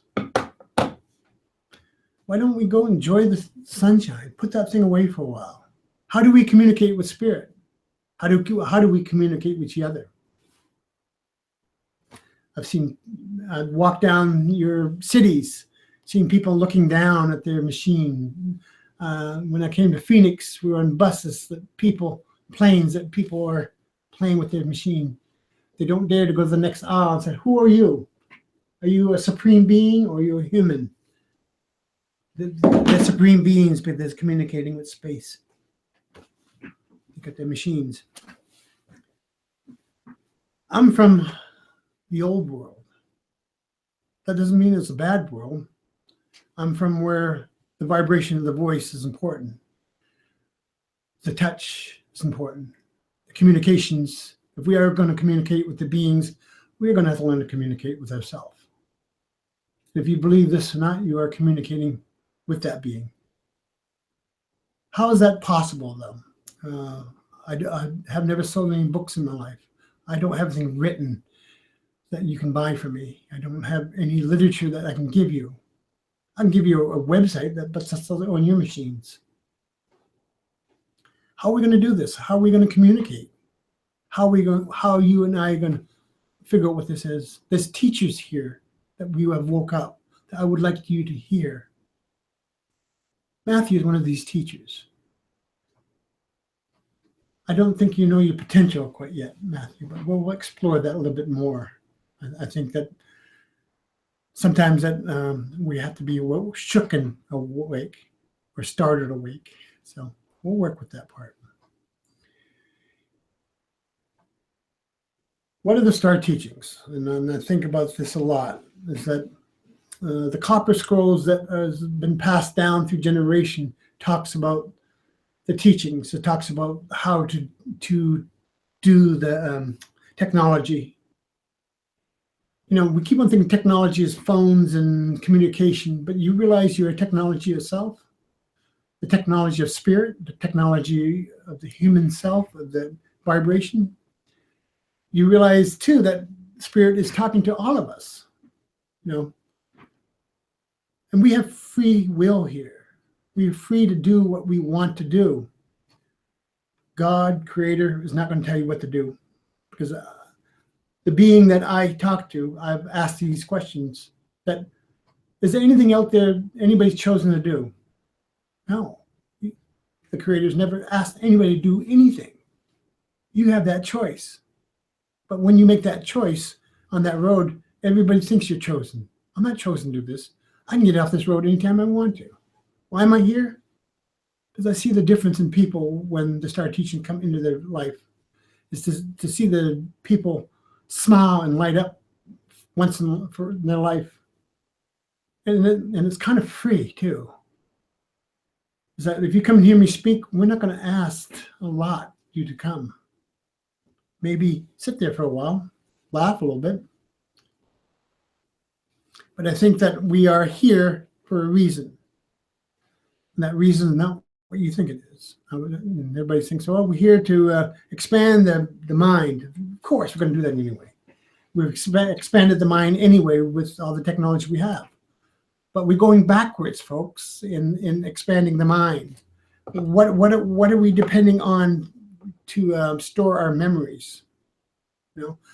Somebody, you want to see a picture of my child? What happens in photographs? Takes too long. Let's order a pizza. You know, if I don't like you, I'm going to say some bad words on your social media, and you can't get to me. Say some good words. Say some good words. Understand that energy. I think, did you have any questions, Matthew? Yeah, man, I have so many questions. Excellent. Wow. Well, I was just going to sit there for 10 hours stunned and just listen to you talk. I just wanted to offer that, like, I know that this is going to be a lot for some people to handle. You know, I still, when I meet someone like you or anything, like, I'm still, you know, skeptical. Maybe you are full of baloney. It's possible, you know, but from my work and studying so many teachers and, you know, things like that, I don't, like, you don't resonate in a way that is like untrustworthy. You know what I mean? Like, it just kind of resonates. And from everything that I've studied too, like, you can look at the autobiography of a yogi. And in that book, Yogananda is going through, and if you haven't read it, it's the book that Steve Jobs gave all his employees. And it's about a yogi's journey of a young boy who wanted to be a yogi. And he studies, and it's an amazing story, and it's all normal. And then it goes to 5D where, you know, he's meeting these beings and palaces are being built, and then it goes back to normal. And then he's got to do these teachings again. And then all of a sudden, a few years later, again, another story that's unbelievable. When you talk about time, space, this is where I've done meditations and I've left my body and I've had experiences that I can't explain. Ayahuasca is another one of those things where it distorts time and space, and you're in a realm where you don't understand. So it breaks your brain. And I've studied a lot about conditioning, belief systems, different things like that. Some people watch Gaia TV, and there's millions of views on Gaia TV. And this is where, say, beings, or the way that I say it is, it's frequencies. We only perceive a very small amount of light.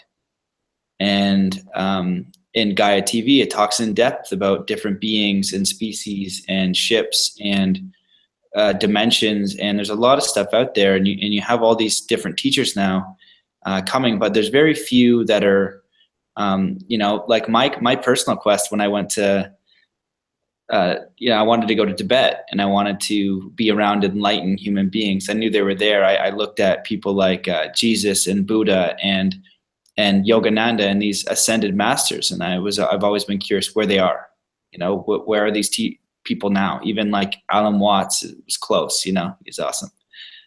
So and that's the whole, you know, my personal quest is wanting to learn from the highest vibrational people of service to humanity. So, you know, listening to you talk, even for me, with everything that I've done, I'm like, holy smokes, like, this is a lot. This is a lot for me to open up to. But when you speak, and I watch you speak, and you come back to love and kindness and compassion. And, you know, if that's the thing that fools me, and, you know, I go down this road of love and kindness and compassion through my own free will, then that's okay with me, you know, and I'm okay to any teaching that starts with those three things first. So that's my thoughts, and I'm glad you gave people a really in-depth background. And I just wanted to say too, it's something that I asked you because you're a storyteller, and I thought, you know, stories sometimes they're more, you know, when you make them fancier, they're better. But these are your truthful stories, yeah. Yes. Well, as a storyteller, that is my life. I don't like really, if you heard me speak or the people around me, that I don't really like talking about myself. This is not what this is about. But as a storyteller, there is stories out there that will challenge the mind. But you think about that. I think there's a book written thousands of years ago that has more far-fetched stories than I ever told. Yeah. So, but I am going to be in Washington State in a few months, and I have a program up there that I'm going to be storytelling. There's a program at one night before I go to speak, and then please come if you can. Yeah. And that is more native stories and the star stories that was been passed down. But without stories, it's hard to do anything because the stories relate us to different things. I tell a lot of stories that has a relationship to who we are and what we are. Sometimes that's really explains it more than the teachings themselves. Is that, as far-fetched as my story sounds, that I don't believe it sometimes. It's like, holy, did that really happen? But I'm here before you today, and it's not over yet. It's just, I didn't sleep very well last night because I was going to have to tell my story again and again and again. And I'd rather tell your story than my story. That kindness does resonate with you and me and everybody else out there. And what is the benefit? Honestly, what is the benefit of the star teachings to anybody, unless they can't make a story out of it? Or, when we have different events that's going on, some people come up and tell their stories of the star teachings, and I don't remember that. I don't, but they remember that that's changed some in their life.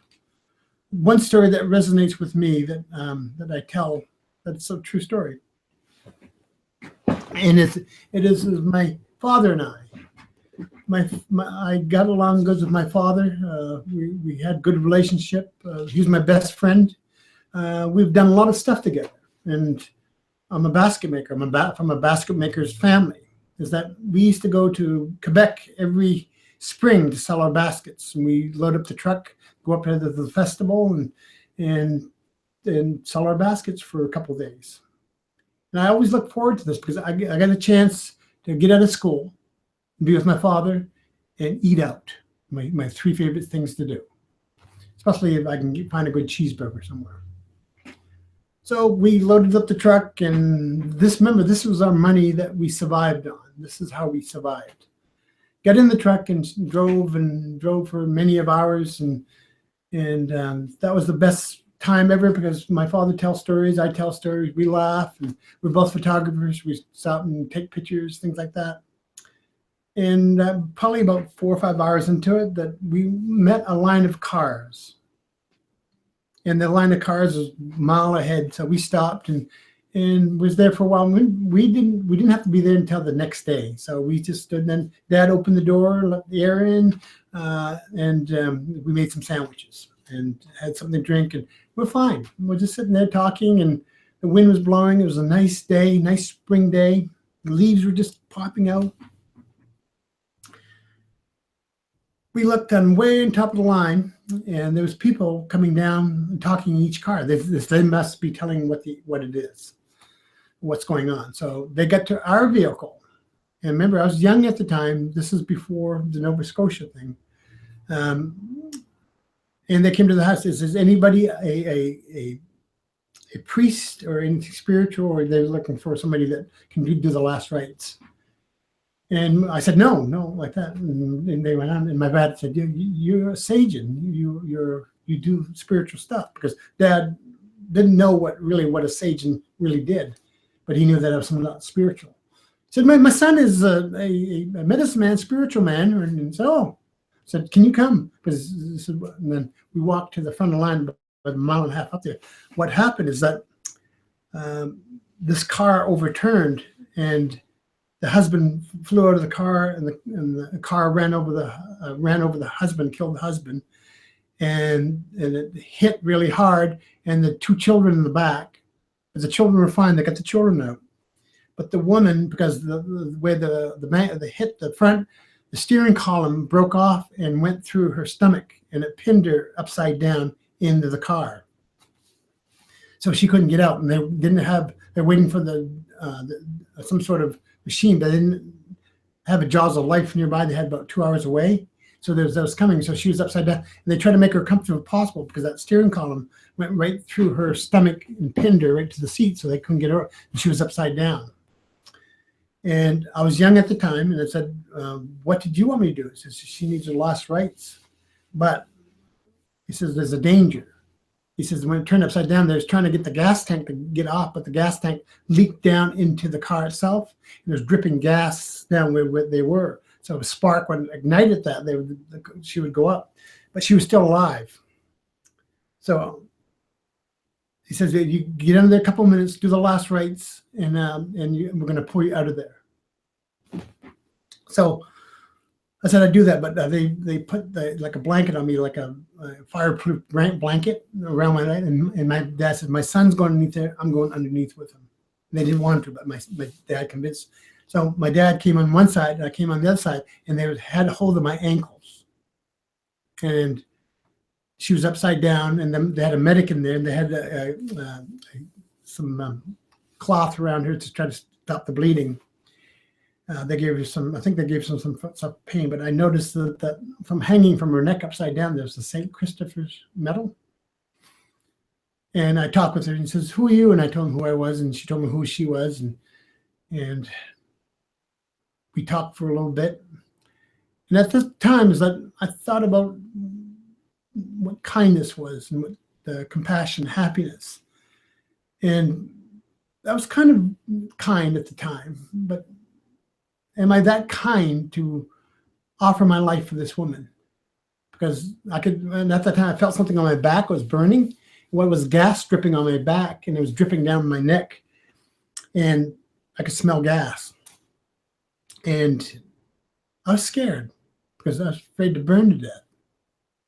And we talked a little bit, and I did give her the last rites. And she asked me, he says, if I had a family, and if I was religious, if I was Catholic, things like that. But I realized something at the time, about that kindness, about compassion, happiness. But what everybody taught me at the time, the elders, all the things that the knowledge and everything else, I had it in my head. I thought, same as what I have now. Was I going to stay there? You know, was I going to stay there? Or was I going to just bug out on her, just leave? But I decided, this is what I do. And I held her hand. My dad held my hand. He locked his hand with my hand. He says, if you're staying, I'm staying. And at that time, I thought I was going to die because I thought the car was going to burst into flames. I talked to the lady for a little bit, and then my dad helped him, and the fireman was going to try to pull us out of there, but the guy said, no, let's leave him. So they had fire extinguishers and everything else, and she finally nodded off to sleep. And I noticed on my arm right here where she was, my arm is completely with blood. That message I can give to people now, but for 15, 20 years after, I couldn't give that message. She asked me to do something for her. I wasn't of the Christian descent. You know, I was more of a spiritual person.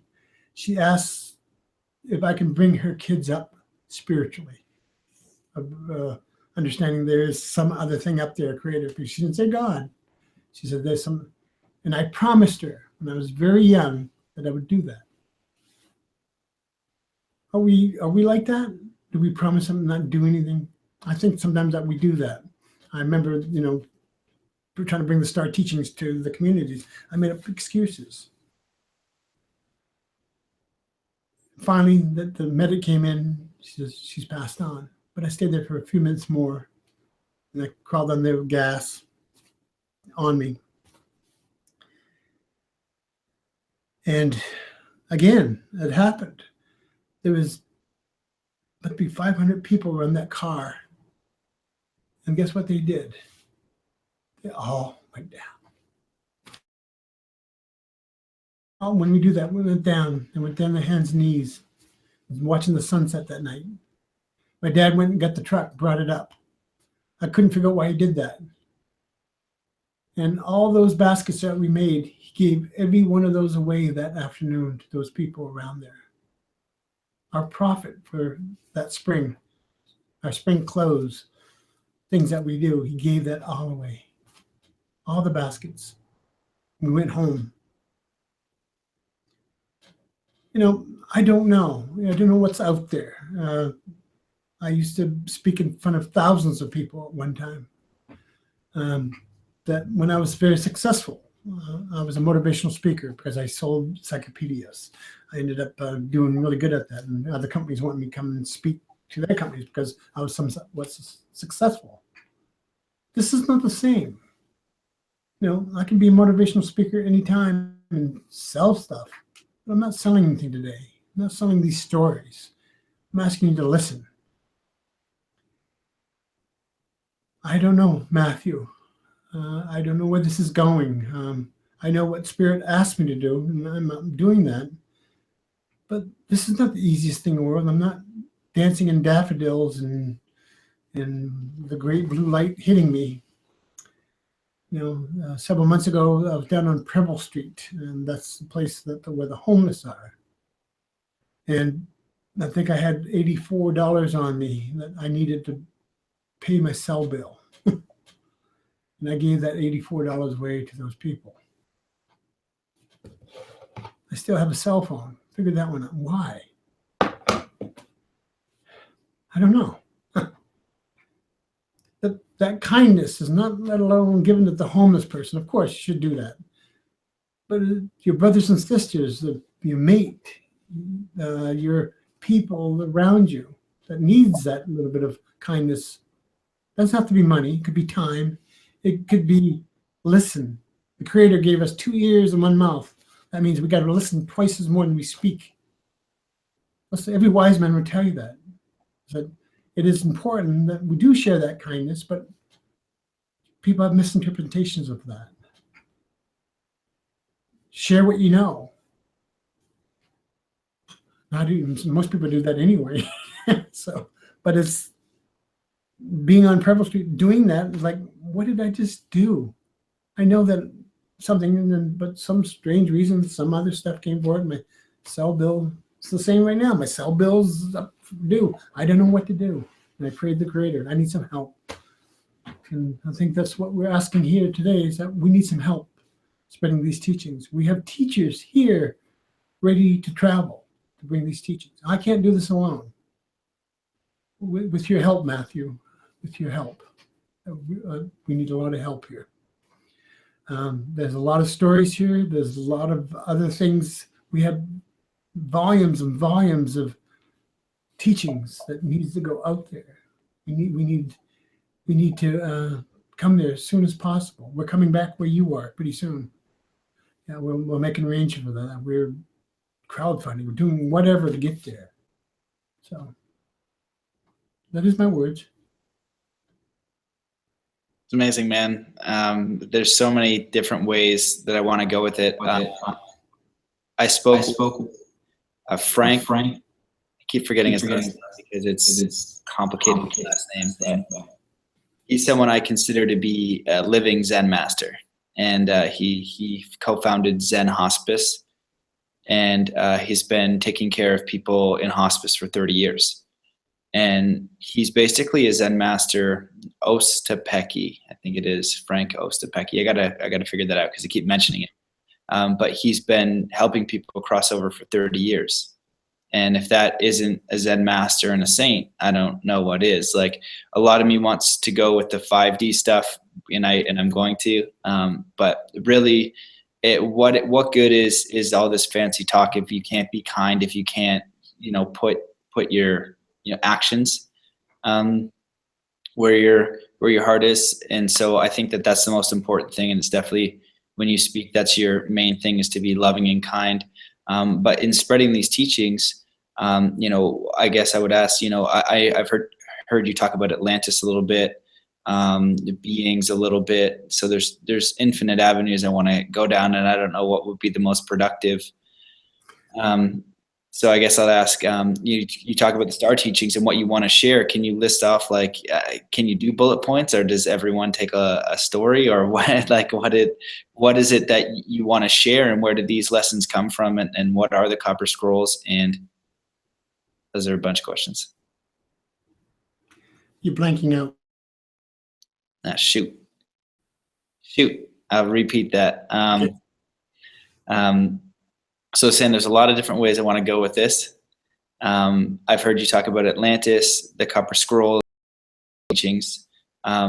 Is there a way that you can do like what is it that are in the star teachings that people want to hear? What's the best way to distribute that message? Because a book or a program or something is something that people can read. Like A Course in Miracles is, supposed to be channeled by God. Like Bashar is channeled by Daryl Anka and talks about beings and different things. But what are some of the star teachings? What are the Copper Scrolls? Where do they come from? And we talked about your lineage too. It's like 389 years. Yes. And so they're in that responsibility is holding these teachings of the Copper Scrolls. Yes. Well, I guess what you can think of it is that the information is not all here. If you look onto our website, it's going to go into the science part of it. I am a scientist of the STS, that I do research on high atmosphere disturbances, magnetic disturbances above over 100,000 feet. How's that done? Well, a regular balloon will break at 80,000 feet, a rubber balloon. So you need some sort of technology to go beyond that. Some of the teachings that's been passed down is passed down through some, you would say, science. We have different devices out there that I think I sent you a diagram of one. That diagram that I sent you is called the resonator. The resonator stands over 30 to 22 feet tall. It has a potential of a bubble. Well, not potential. It will make a spiritual bubble around whatever it contains, and that it will eliminate a lot of the outside static. Because right now we got into the earth field and all the different things that we can't really feel what the spiritual being is and when it vibrates. This will bring us into a bubble. Will bring into that vibration some of the understanding. That's an ancient technology. That's not my technology. That's been passed down through Copper Scrolls. The diagram and the dimensions are in the Copper Scrolls. So it is an actual thing that you can build and see. But as great potential it may have, it makes plants grow faster. That particular one that I sent you could run half of a city in voltage. And it has a technology in it that could be used as a weapon if you wanted to, if you use it in a certain way. It is a vibration, of course, and depending on how you use it. But that's a great potential to have around. We're working right now in North Carolina on the biodome and turning that into a small resonator. And we'll be going down there in a couple of months to work on that technology. We had some donations in that to start to activate that. There's probably a ley line about 1.5 miles from that. Can't use them. They're there, but they talk about the energy. This is an actual thing that you can actually plug into and get a voltage out of it. Right now, it has a voltage that's working, but we're going to increase that over the period of a couple of months. Of course, we're limited on our funding and our travel. There's a couple other potentials out there in Canada to build a resonator up in that way to help them communities up there. I worked off a resonator off my house for almost 3 years. I didn't have to pay a light bill. So it is an ancient technology. It's not free energy. It's not a free energy machine.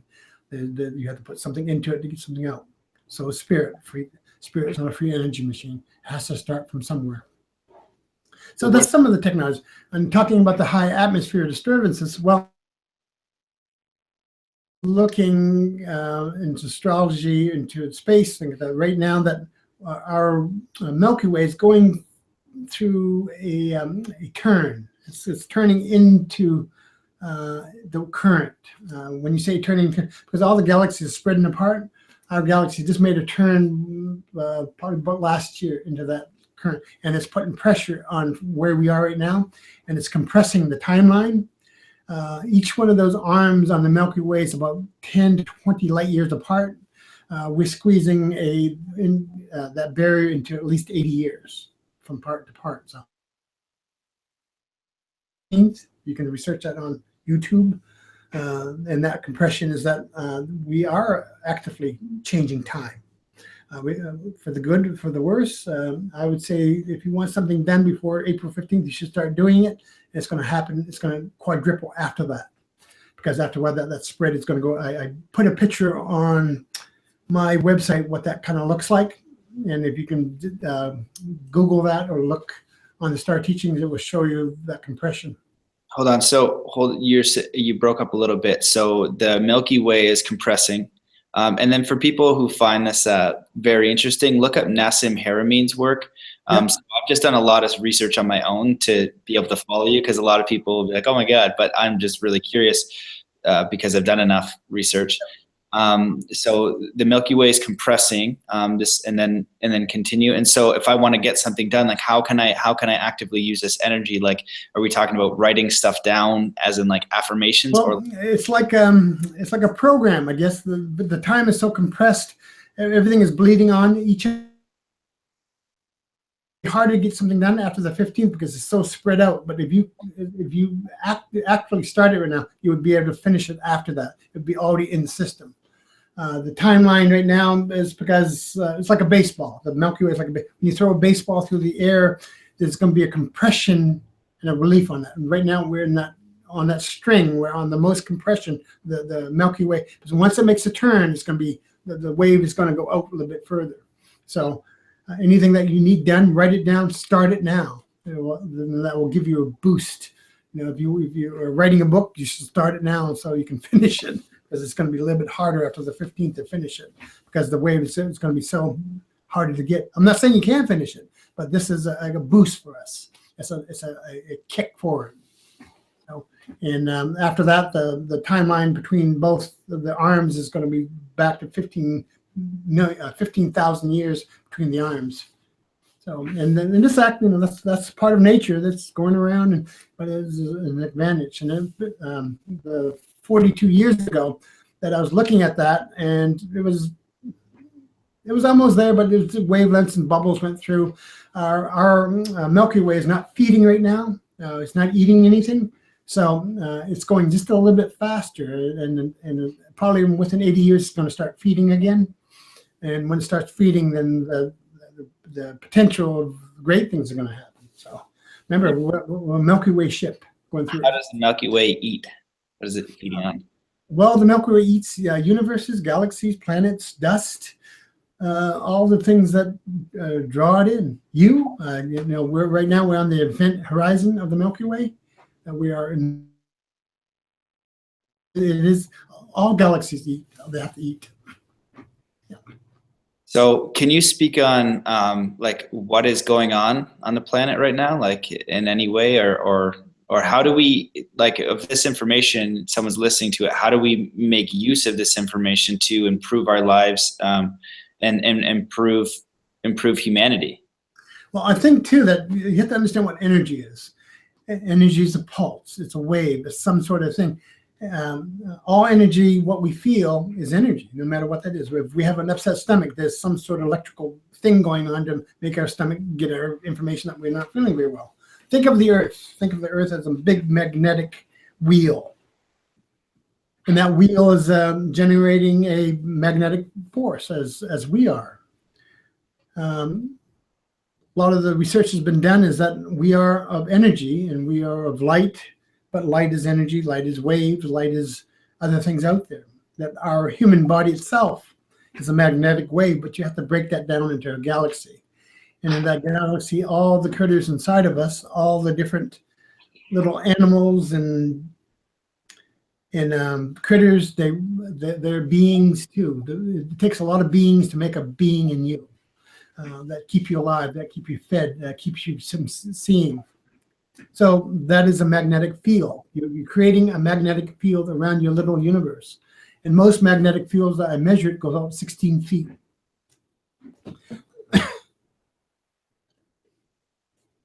It goes out 16 feet. And in that 16 feet, we are our own universe. The human body is their own universe. We generate our own fields. But that's with every human body on this earth, that we are a magnetic field inside of a magnetic field. And how we react with the magnetic waves and different things going on, it depends on how we feel. If your toe hurts, of course you're going to be mad. If you have a headache, of course you're going to be upset. It's going to change your mood. So the fields that we've been going through the last 2 years There's been pulse fields. The pulse fields, they hit you really hard, and it's like, oh, something happened. An actual pulse field that go through you, and it changes your system just a little bit, makes you uncomfortable or makes you think differently, and you're in that thought process of, oh, something's going on, but I don't want to know what it is. But if you talk to your neighbor, they're going to tell you the same thing. Oh, something happened. But right now, there's at least 20 or 30 fields that we go through every day that we're going through. It's never the same. Pulse fields go through us every day. We react to that in different ways. So we're going through a compression. So you're going to, of course, you're going underneath water. You're going to feel the compression. You're going to feel a spiritual compression. There's something that, oh, something's going on in the world. And we react to that. We react to that in several ways. Relationship-wise, react to it as a relationship is something, doing something different. We react to it in our work. Oh, you know, work is awful, things like that. We acted on the road. If we're driving, we're going through a field, we're trying to train ourselves to stay on the road, and that goes through. A lot of the mad drivers come out of that. It changes street lights, it changes your computer, it changes, it affects you in a certain way. Your energy field is not the same each day. It pulses, and whatever the sun does, whatever that rotation is, it's going to change our political system. It's going to change our spiritual system. It's going to change how we eat. It's going to do all the different things. But when we keep on thinking we're the body, and it doesn't change. It changes every second. So going through that field, like, what is it going? We know the change, but how do we do that? How do we make that work for us? Well, note the change first. Is that it is happening, but what's happening? You know, and of course, what we want to do as humans, good and bad. Oh, it's a bad feeling. I feel bad vibes. Well, as a scientist, I research different waves and what they do. The U.S. Army is coming up with a pulse wave right now that will change your attitude in a second, and they already have it working. So this wave is coming through. It's changing the whole humans on this earth in some sort of, they're reacting. Wars, different things.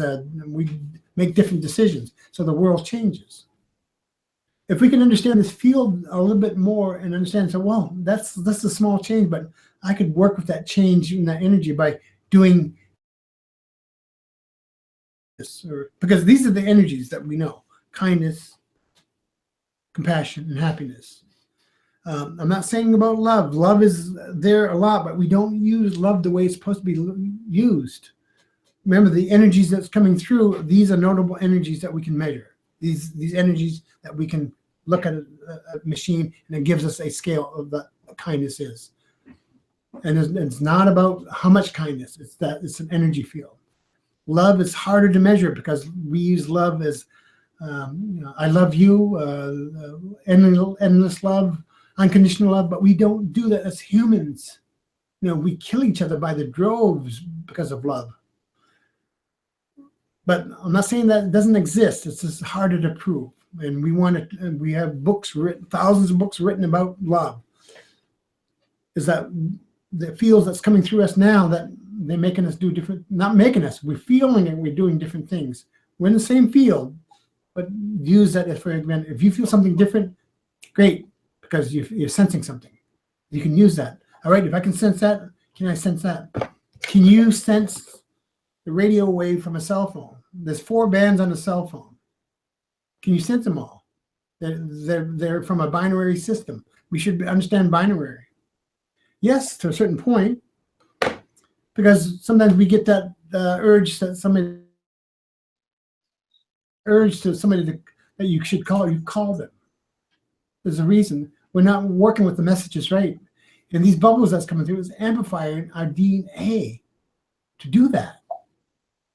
We're going back to the 7,000 years, the 100,000 years that we can communicate, not by the mind, but by your magnetic field. In order to send a message, you need some sort of power system. You need an energy system to do that. Your magnetic field does that. And you're feeling part of that energy that's coming through, and we don't know what to do with it. I'm just telling you that we can redirect that for other things that we can actually use in everyday life. So would you suggest just paying attention closely? Yes, yes. and questioning them? Because how much English language does the average person know? And it's pretty low, 72 words. That's it. I know. It's like we communicate with that. Yeah. Because you can go through a measurement of words of you get a little bit more than 722 fields every day. That's the information that's come through, but we can't interpret it. Right. So yeah, if somebody's because we sense feelings from people, or sometimes that we are sitting there, it's like, oh, why did I just think of somebody? And my reaction is call them. Oh, just thinking about you, and it works. We used to call it Indian telephone. Yeah. So. Okay, so I wanted to go, because there's a number of questions that I have for you, probably infinite questions. But I remember you talking about prayer. How can we, because a lot of the people on the planet, they're stuck in money and then the repetitive loop. Yeah. You had talked about that. Can we access some sort of like higher, like, well, and then another one, do we have spirit guides? Does that exist? Is that real for us? Is that just real within the Native community? Is it real anywhere? So I think they're two separate questions. And then how do we access prayer properly to get the things we need? Because I think that if people weren't stressed out about money and doing the repetitive tasks, they could be more open to love and kindness. I think people are going to be stressed out about money no matter what you do anyway. That lack of it or too much of it is what we do with it, I guess. Is that I get this question quite a lot, what prayer is. You know, I can only tell you how I pray. Everybody thinks this prayer is a ceremony. Prayer is talking to your friend. And usually I usually tell people, it says, get a piece of paper, write down what you want, no matter what that is. If it's a Mercedes, or if it's something else, mark it down. Just mark it so you can see it. Nobody else. So you can see it. And put number 1. Oh, what could be number 1? I want a blue Mercedes. And say it. I want a pound of gold. Say it. For some strange reason, I'll get to the spirit guides in a second, something happens when you do that. The creator, who is ever out there, I'm not saying there's a God or creator, I'm just saying that whatever is out there is not a mind reader.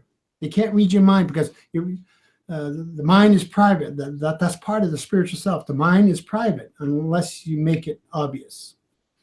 How do you see a dark star? It has to be lit, right? We are mostly dark stars and prayers. Is that we do this. What did I want? Maybe somebody might pick it up. Maybe the creator is smart enough to interpret that. But my mind is private to me. My universe is private to me. How we make a joyful noise, how we make a vibration, how we do different things out there depends on what we want. If we are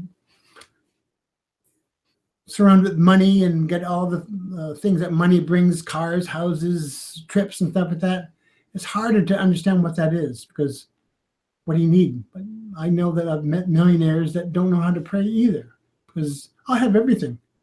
Not really. Just this is currency that you have that changes things. But prayer itself is figure out really what you want. If it's money, that's great, but what comes with money? You know, how am I going to bring these teachings around the world? You know, you have to listen to what I just think. What I just said. I just gave a negative statement.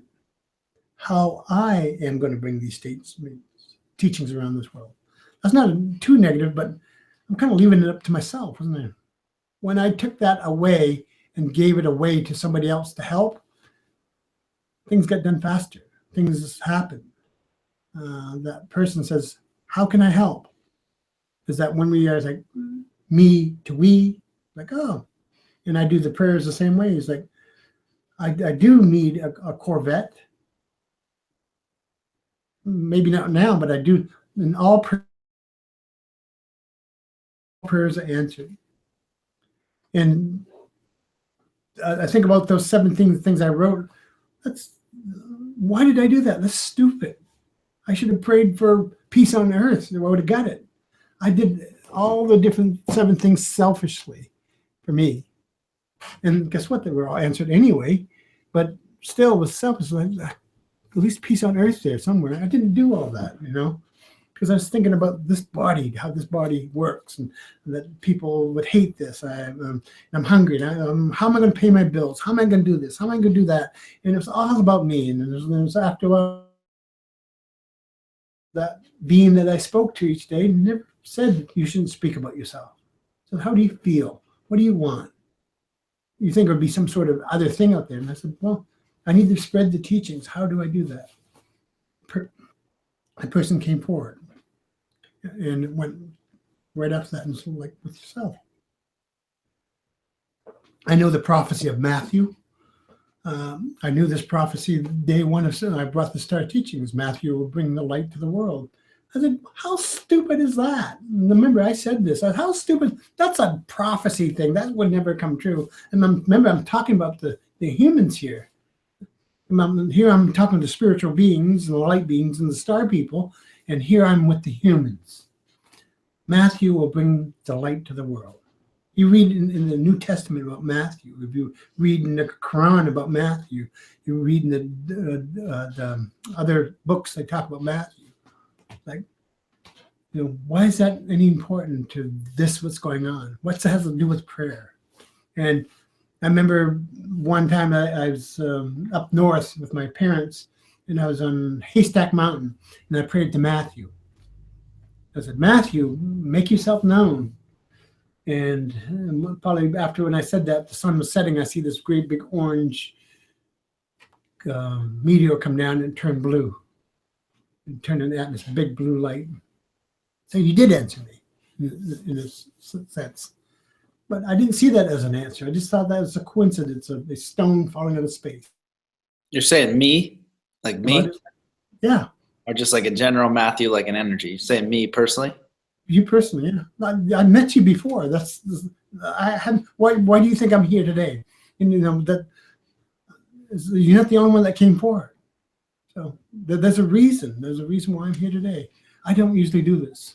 I would rather be in the back room, letting the teachers teach. Yeah, but I have several here today that are listening. So, but I think it's important that prayer itself is understood how it works. And how we can make it work for you in the community. And it is being answered as much as you don't think it's being answered. So you're saying that pray for everyone, or just what do you honestly think about? What do you want? Not what does community want from there, but if you figure out what you want, community gets what you want, you get what you want too. Figure out what the community wants. Right. Figure out what you want first before you pray for community. And that way that it's not selfish. This is awful. I'm sorry, this is awful. Several months ago, and within an hour, I got a cheeseburger. I didn't buy it. I didn't tell anybody, but they brought me out and gave me a cheeseburger. Then, is that a wasted prayer? I don't know. I wanted the cheeseburger at the time, but it's like that. It's like, what do we pray? Peace on earth, goodwill for men, this, and I want to know how you hear that. I want to know the higher energy, stuff like that. Live Matthew, live David. Because my life is, everybody think, oh, you're so spiritual. I am not so spiritual. I'm the most biggest skeptic of this than anybody else, because I'm always wanting proof. I'm always wanting, like, this is not working. This is awful. You ask the people around me, I find that I trip every day. I end up I quit every day. It's like, this is stupid. This is crazy. Why am I doing this? And something comes forward, and like, I don't know. I know how I pray, and it's not about being humble either. You can be humble all you want, but you're going to be hungry. You need to pray what Matthew wants. Then community will come step forward. Pray what David wants. Community will step forward. And that way that I'm taking care of my spiritual self, because I'm a man, and I am feeling these things and everything else, and it's taken care of. Are you hungry? Are you thirsty? Is the rain hitting you on top of the head? No, probably not. So some of that prayer is answered in certain ways. You're distracting from the 33 pounds of gold. Thank you. That's in 2 ounces. Yeah. It will come. Pray for abundance. It will come. Don't pray for gold. I see it as paper. See it as in silver. Silver has a spiritual weight to it. And when you think of the spiritual weight of anything, it has a significance. Paper is just paper. We give it value. And when we give it value, it doesn't give us anything back as that value. Right. It's a very interesting answer. So I wanted to ask this, I don't know what your thoughts are, but what is going on Earth? Like, why the heck is anybody here? Is this, I've heard really, when I get deep into rabbit holes, I've heard Earth as a school. I like that one. I don't like Earth as a farm. I've heard that one. Is it different for everyone? Like, cause you can look at what we do to animals, and sometimes they're free, sometimes it's terrible. So what do you have, like, from your culture, or from, like, what is the point of incarnating on this earth, and what is happening? Between all the feelings that we have of terror and spiritual things and all the different feelings that we have, in our Milky Way, there's at least close to 7 billion habitable planets in the Milky Way. This is what the Copper Scroll says, that we're travelers from all over. Like, we're kind of like a Grand Central Station, but you think about, that how would we get to the next star system? If we are light beings, that we should be able to travel to the stars, right? What's the best way to travel to the stars without this body? That, yes, we're here. It's like sometimes going to Hawaii. We go for a trip. Is it an experience? Is it a learning experience? I don't know. When you're in the other side, that veil's lifted, and that just about anything that you ever ask. Is it the experience of meeting Matthew? Is it the experience of meeting anybody else here? I don't know. I know that part, that it is something that we have to go to the next step. And I don't think wisdom has anything to do with it. We're not going to be any wiser. Think about all the lessons that we ever learned. Are we any wiser? Probably not. You think any of the lessons that we learned, are we any more loving? Probably not. Are we any more kinder? Just 1%. Are we more compassionate? 1%. Are we happy? We choose to be happy, 1%. But you go through this, you know what the 4 teachings are in this world? Ego. How come why is the ego in there? It's because that our spiritual beings, that if we are knowing everything on that other world, what are we doing here? I think that we're here, and this is my only speculation and some of the research I've done and what was told to me, that we have a contract here. And that contract is from whenever to day 1 to 57 or to anything else. I think that contract will end when the contract ends. And we're born into this world with 2 spirit guides. And the 2 spirit guides are not Geronimo, not Cleopatra. They're energy beings. They don't have names. They have a vibration name. Mine used to be George and John. That's all we need. We don't need a horde full of spirit guides, because we can't do what we can't do with people anyway. We have a hard time dealing with 3 people, let alone 2 people. We have 2 spirit guides, and they're not there to direct. They're not there to direct us or to say, go forth. They're there like your helpers. What does John want? What does Matthew want? What do you want? What do you want done? You can't do this alone. And when I asked to have help many years ago, my spirit guides left for a little bit, come back. Says, okay, everything's in place. You need to do something. We're not going to give it to you. You need to take that next step. Because in order to understand what spiritual knowledge is and spiritual weight and spiritual mass, I can't give that to you. I can show you the direction, but you got to take the next footstep. You need to go to Australia and find out, okay, what's in Australia? How am I going to get there? I don't, you want me to get there? Give me the money. I go there. Take the first step to Australia. How do you do that? Ask for help. Your spirit guides will help you. And in our culture, that we don't have two spirit guides. They could be negative and positive. Negative and positive, not what it is, not negative and not positive. In order to start a motor, what do you need? Negative and positive. Our energy on this earth, we have only one energy. I don't care what people say. One energy, electricity. And we divide that electricity up in different ways. And that electricity runs our body, runs our systems, runs our brain, runs the microphone that you're talking in, runs everything around you. You know, and there's the second energy just that we introduced the last 5 years, and we're working with that. And that energy helps to what we're doing here in that spiritual journey. I think we're on that spiritual journey. Hate and destruction is only just a temporary thing in timeline. We'll get through that.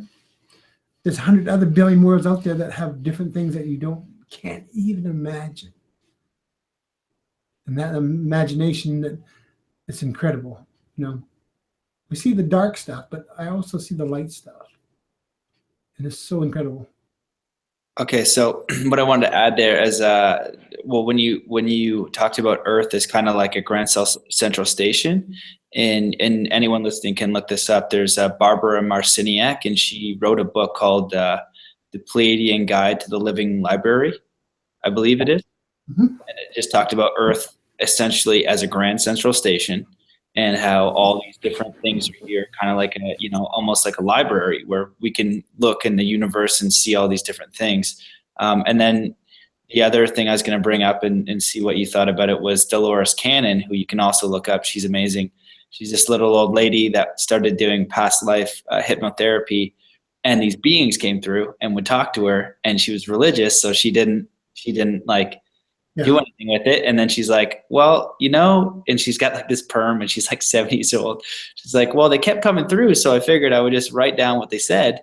So she has a ton of books, and her thing was 144,000 souls came from different star systems onto the Earth. I don't know if that mixes, I don't know if it's only star system people or star system people mixed with regular humans, or if it's a mix, or if it's everything, I don't know. But those are the only two reference points I have to what you're saying to draw a comparison. So I don't know if you can speak on any of that. Yeah, I think that people ask that a lot. And so when I first started speaking, I tried to steer away from that. But the Star teachings have a lot of references to travelers. And the travelers that, if you listen to them, the travel like, okay, meeting people, you meet people all around the world from Grand Central Station. Is that the same here? Is that some of the teachings that we have don't make sense because there's a teacher there that stands 7 foot tall. And it's like, okay, who's that teacher? You know, I don't recognize them. I've met some of the teachers that are 7 or a little bit taller than that. Are they from somewhere else? I guess I was more polite not to ask, but they did not have faces like we did, or hands like we did. But they said the same thing, that kind of what we did in the teachings. Like, are we want to say that they're from other places? I do, because I know I followed a teacher for almost 9 years trying to catch up to him in some of the teachings I was doing, and he was a little bit more than 9 feet. So I don't know. I think that to me, I understand it, but sometimes it's harder for another person to stand it. It's like you're talking about kindness, but you're also talking about a being that stands. But if you think of those other systems, what is the commonality of all the other systems out there? Kindness, compassion, and happiness. Because there's also, if you want to go to more of a negative side of it, there's also beings out there that don't care who we are. They don't care about our culture. They don't care anything about this. And if they wanted to shut this planet off, they can do that. And that's in the scrolls too. And they just don't want to be bothered. But there's other beings out there that are sociable. There's some beings out there that it's harder to understand their language than you and I, because it's a different form. We keep on thinking there's human dialects out there. There's less human dialect out there than anything else, because we're harder to understand, because we're emotional beings. There's some beings out there that is beyond emotion, that you don't really have that understanding. So if we are compassionate, are they compassionate, or there's something else? There's a lot more other energies out there of beings that we have no clue whatsoever. We has a different way of thinking. Is that there are beings out there that think like whales? Yes. There are beings out there that think like ticks? Yes. So if you think of all the nationalities on this earth, we keep on thinking humans. Think about the dog, your dog, or the bird that flies by you, or something like that. They think different way. They have a different way of expressing themselves, just like the beings out there. We're the hardest to understand because we're passionate beings. We want everybody else to be passionate. Just like when they came to this, we were wrong about that. So. Hold on, say that again. You just broke up for a second. Like when the Europeans came to this land and they thought the natives were savages. Right. That was intelligent. It's just like what we're doing now, judging the other beings out there, that they're a lot more different than we can ever imagine.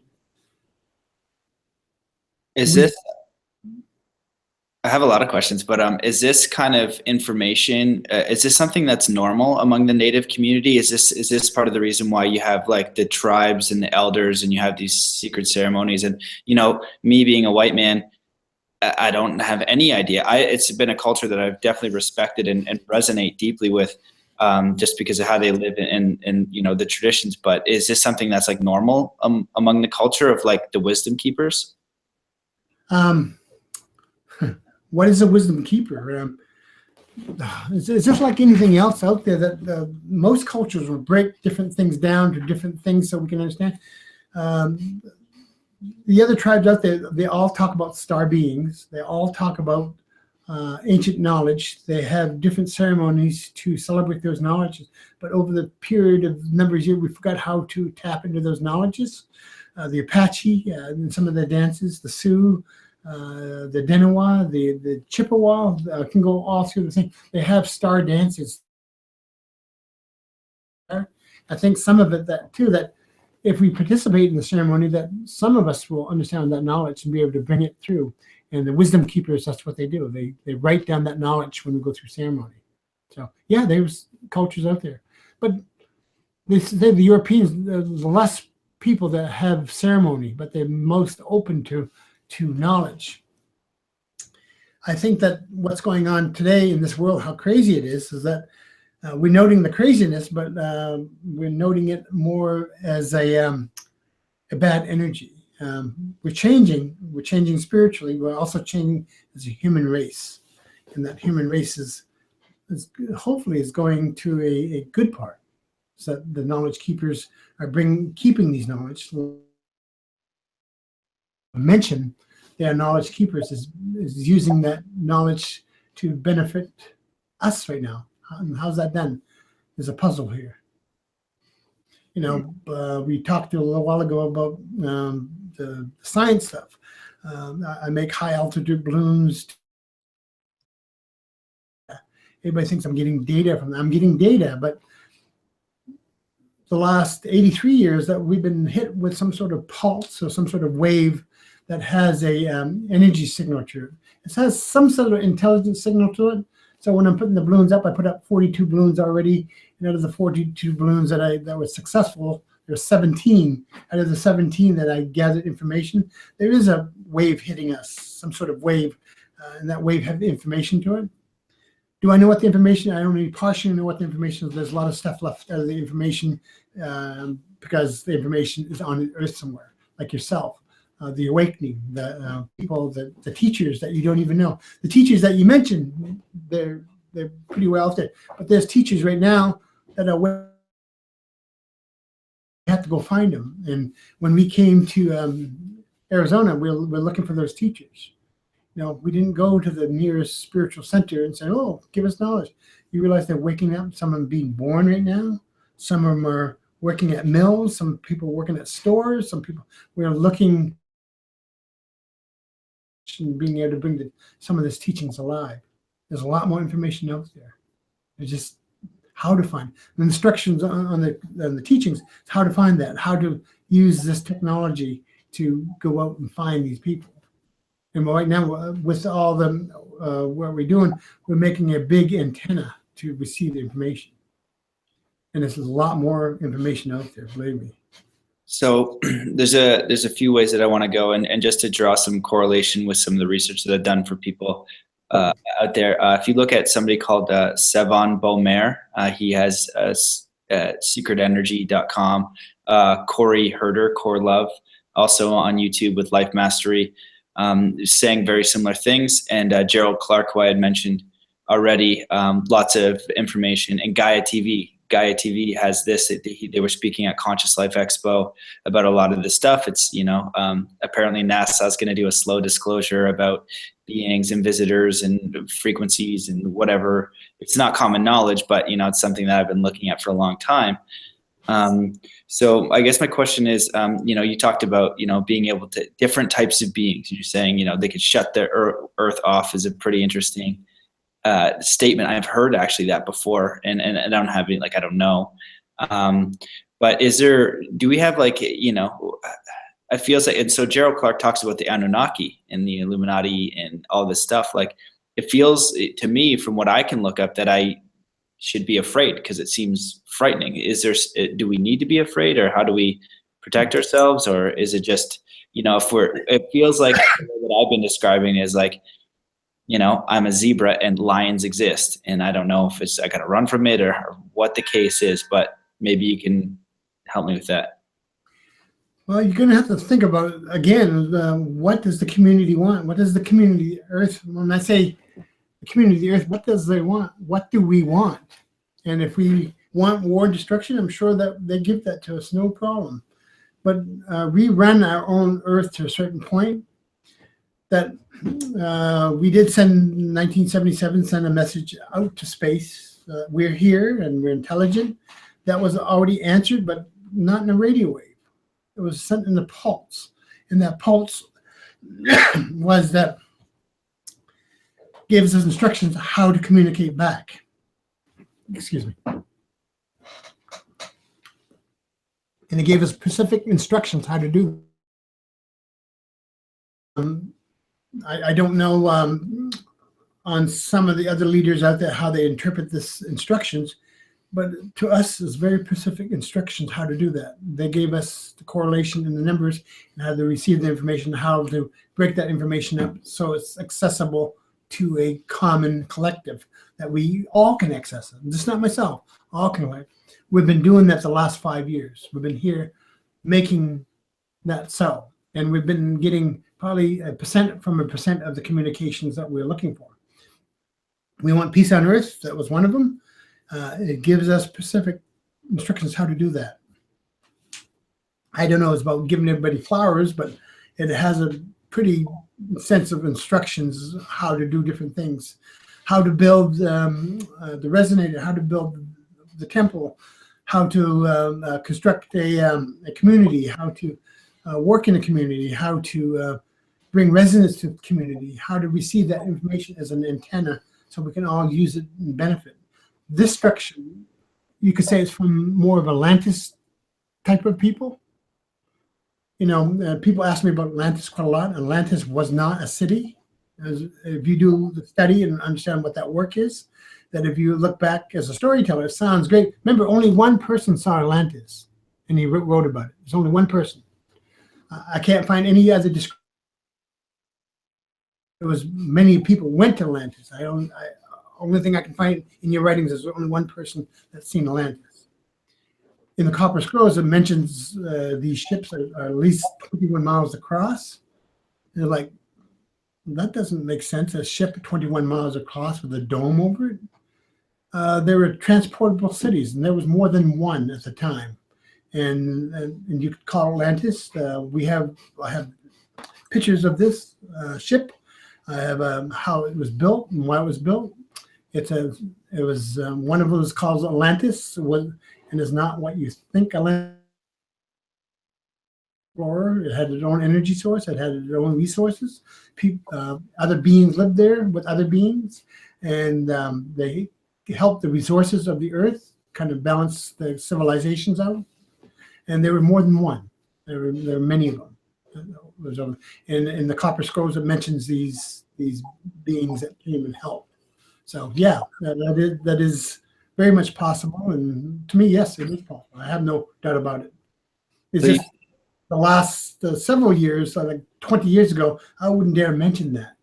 I mentioned the teachings. You notice that the teaching has a spiritual connotation to it today. But there's other things in the teachings that is very far-fetched, and it's harder to grasp, because when you talk about universe is collapsing upon itself, being torn apart by our technologies. Is that in the native teachings? Well, it's in the Copper Scrolls, but how do you mention that now? How do you talk about it? How do you talk about how everything matches up? About this antenna, about the wave that's coming in, how we can identify it and how we can use it. Sometimes this is, Star teaching is quite a vast knowledge of different events that happen and different things that's happening now. A lot of them are scary, but if you understand what the teachings are, that you're.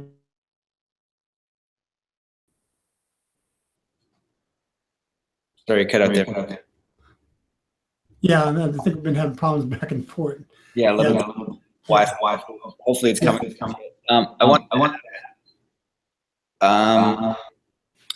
If people are doing research, is there anywhere they can see anything like the Copper Scrolls, or some of their own investigating where they can find this, like pictures or something like? Of course, we're not going to take pictures of the Copper Scrolls and put them online. Well, yeah, I don't know, maybe. But I wanted to say one thing, though, about what you're saying, just to draw like a little bit of a bridge. There's channeling, and you can look this up too. It's called the Law of One, the Book of Ra. And it's a very detailed channeling. Edgar Casey's one, but the Book of Ra is really interesting. So you can look that up. There's tons and tons of channeling there. A lot of what you're talking about is there.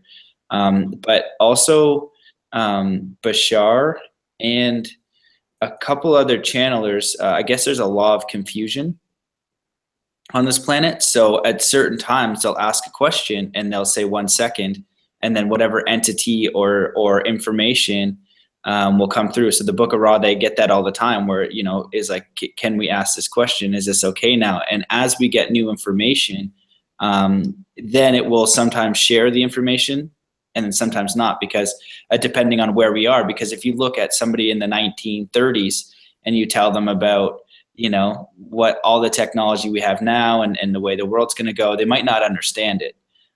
So same thing now, this spiritual knowledge, or this whatever knowledge. Oh, and I guess I want to ask one more thing too, that it's a backtrack, and so hopefully you can stick with me here. But what about like death? So if we're in this like, crazy soup, and we've got these different beings now that I'm supposed to deal with mentally, I'm a being, you're a being, and then we got, animals that are alive. Did they just die? Is it all sentience? Like, how does that work from your culture? Do you want to repeat that? You kind of blanked out there for a second. Yeah. I'm saying that, basically about death, like, how does that all work? Because it can get pretty frightening, right? We've got, birds, and we've got our own life, and then that's going to end. And then we've got this light and dark. And then you're saying that there's other beings now. And then we got, Jesus Christ characters, Buddha characters, now beings of good and bad, and they're above us as far as technology and things like that. So what happens to us when we die? Is it something to be afraid of? Is it awesome? I think that the word death shouldn't be in there. When we're passing a death, should be another word.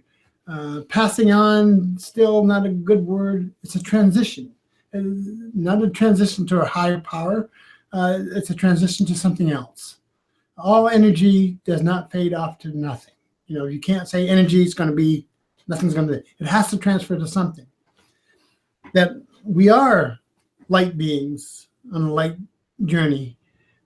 This is a stop. This is remember, what makes up a human being is other critters. You have little critters, you have cells inside of you. But if you take that apart as a scientist, it's like, okay, to make intelligence, you have a brain, and that brain is gathering up intelligence, but it doesn't fit in the brain, though. All your intelligence don't fit in the brain. So if you think about all the intelligence, it can't possibly fit up there. The belief is in the Mi'kmaq system that we are light beings, smaller than small. And when you say smaller than small, it's something that you can't see it. And we're connected all together, just like the root systems of a tree, with a luminous thread. And this luminous thread that we use is finer than fine. That any time you your hand when I was with you, did I take your right hand and take my thumb into your hand? Do you remember if I did that to you yet? I think so. I think you did. I think we. And that is working with a luminous thread to keep that connection together. Because when I do that, I can feel what that energy is, and when that thread is there, that we are connected. So if you think of death and energy turning into something else, it goes somewhere else as a light. It has your being has light, but it can stay right where it is. But if you pass away right now, your light being will be right where it is, because you have so much space inside of you. To get to the light that's inside of you that runs the whole system, it would take you years of light speed to get to that smaller than small, because that compression around you, the being, your intelligence, you are a creator in your own universe. You created this. I created this. That we are here as a being of light, a being of with the luminous thread, and that is connected to all your ancestry. That is connected to your son. That's connected to your mom. Connected to your ancestry. So it's all there. No, I believe that. Well, I have to. So I've been there. I know that it's possible. I've been there. Without those words, without the words of that person, I would not be talking to you right now. So yes, there is another place that we can go. We're sharing it partly now, but we also experience this illusion that we are in, this hologram. And it is a hologram. That's how I think about it too. The more I kind of wake up and see it, and again, meditation practice, yogic breathing, where DMT activates, and then my brain breaks, and then I say it's coming back to my dumb brain. No idea what's going on, which is why I love talking to people like you. So I got 3 questions, and I guess you can pick them up as you want. One in Gaia TV, David Wilcock, Corey Good. From my own research, again, there's lots of people out there. Who else is out there? There's lots of people out there that are ridiculously smart. Nassim Haramein, looking at just astrophysicists, and and that when you talked about the beings, like he goes into crop circles, and it's actually mathematics, and he's using the mathematics, and he's always talking about how it's because they want everybody to have this information so they can work on the technologies and things like that. So the questions are beings here assisting, whether telepathically? I also heard Tesla had communication with beings, and that's where a lot of his technology came from. Are beings here to help? Are we in the ascension process, kind of? Is this an ascension type of deal? What's going on? Because in the autobiography of a yogi and the Aquarian Gospel of Jesus the Christ, it talks about a harvest. And so I feel like it's a spiritual harvest. So that's where I'm at with that. And again, I have no idea what is going on. And the veil, it always talks about the veil, and this is the forgetting and things like that. So I'm wondering if you can speak on any of those things. Well, I think that information is only good if you use it.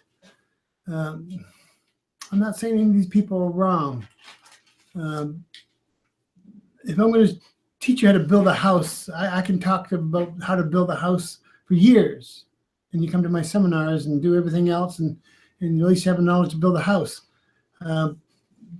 What I know, this is what I know. I'm not saying about anything else. What I know, that they gave me pretty specific instructions on what to do and how to build this antenna, how to build the T's, how to build that. I think when we say ascension beings, that's sometimes I have to keep my humanistic self to myself, because I know what I see. Usually over the past 40 years, it hasn't lied to me. It's always the same. I don't know. I just think that information should be, especially in the crop circles, what technology can we build? The information that I get from the copper scrolls, I can actually build something and plug something in and run a hairdryer. I don't know if I've done that before. On the crop circles, we have some clever people out there sometimes. I'm not saying they're not true, but I've studied them for several years and deciphered some of the symbols, but I found most of those symbols in books and things and clever things that people have. We've had several crop circles up where I lived, but I caught them people building it. So, yeah.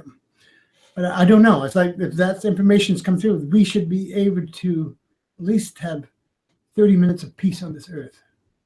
But we never got to that point of 30. So these information that's coming through, we should be able to use it, honestly. If that is information that we can use, how are we going to do that? I am pretty sure that I can fill auditoriums with these words, but you won't be able to use the information. I need to be able to understand what that information is and put it together. It's hard to feed the hungry with books sometimes. And I mean that the hungry itself is that we're hungry for spirit. I know that. We're hungry for the understanding that we are of a bigger world, a bigger universe. And we're hungry for that, And that harvest, I've heard that through all the different books on harvest, and in general, that we're not looking for a harvest here. We're looking to give you seeds. That's all I can tell you on this one. That we are, what are the seeds are? We have a story in our culture that, this guy went out and was starving and ended up going to some sort of person, and they said that they had magic seeds to help your people. And there was a bag of magic seeds that was given to him, but he went back, the people still starved and everything else.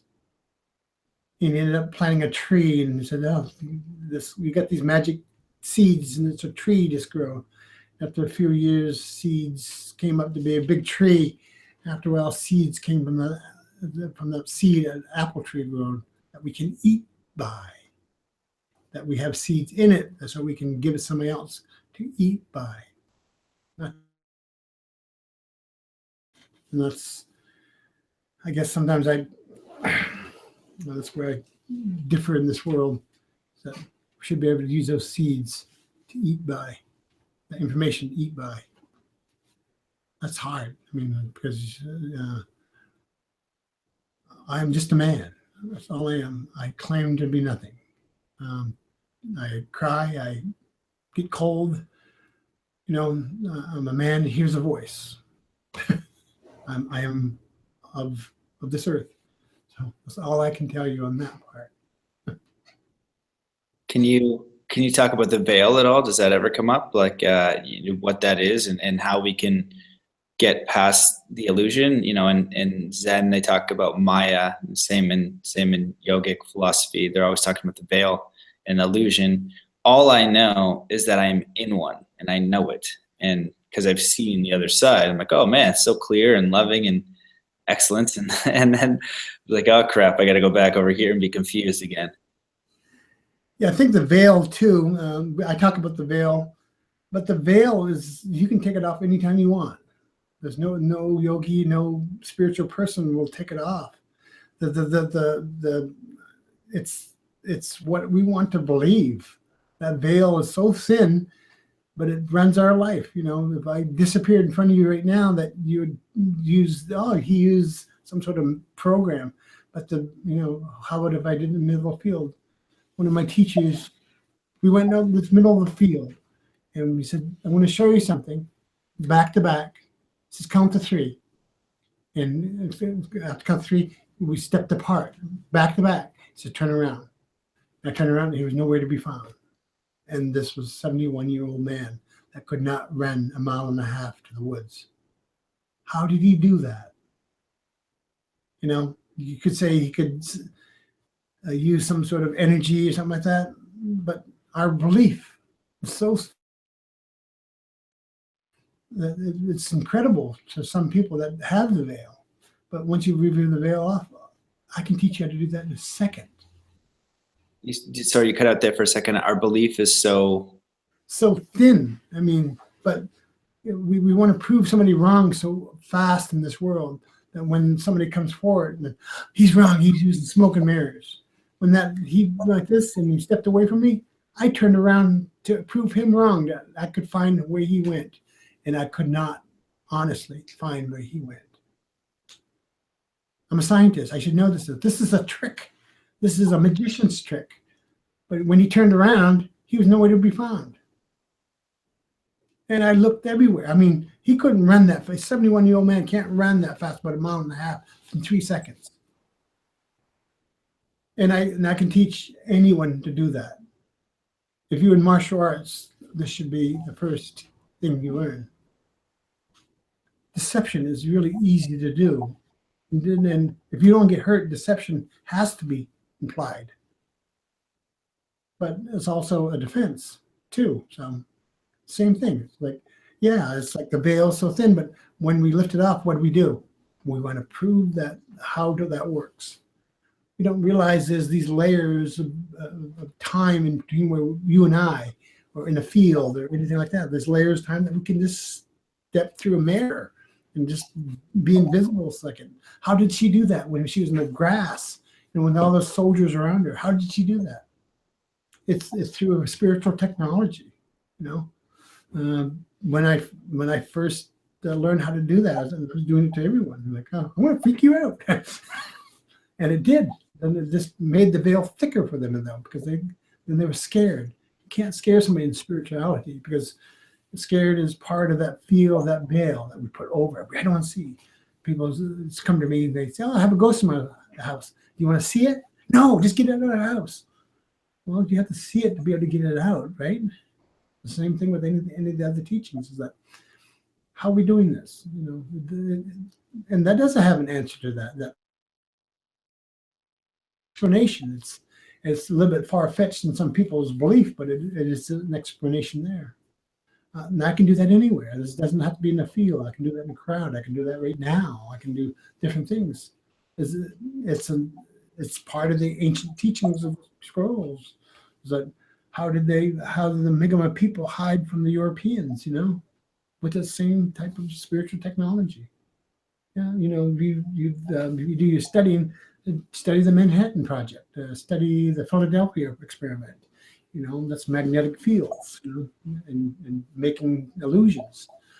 They're still studying that. There's still a lot of extensive work going on illusions and being able to disappear. They have things in the army now. They wear a cloak just like Harry Potter. You're gone. It's just all light is just energy that we deflect it. That's easy to do. Right. So are you saying this is more illusion or actual disappearing? Well, what is illusion, right? The actual disappearing. Yeah. So, but we keep on thinking. Yeah, we keep on thinking this is real. You know, but if this is illusion, there's a mathematical formula to prove it's illusion. And if it's part of that illusion, you can use that mathematical formula for actually your use or our use to do it. So they made illusion somehow. There's an energy pattern going on. And, you know, if people are aware of this, they can see the corners of the illusion, corners of the hologram, of how it's being generated. I've read a lot of books on the hologram of the universe. And there's edges that we can only go so. We have edges everywhere. There's edges here, that the illusion appears, or the hologram appears. But it's just a matter of learning what's making that hologram. Why is the hologram made? So. Right. Well, there's like 3 ways I want to go with it. Like, number 1 is when I was training in China with the Shaolin Kung Fu masters, and he could break stone with 2 fingers. He could break a thicker piece over his head. And when I interviewed him, I was like, this is like impossible. You've got Wim Hof, who is just trekking Everest in his shorts, his central nervous system.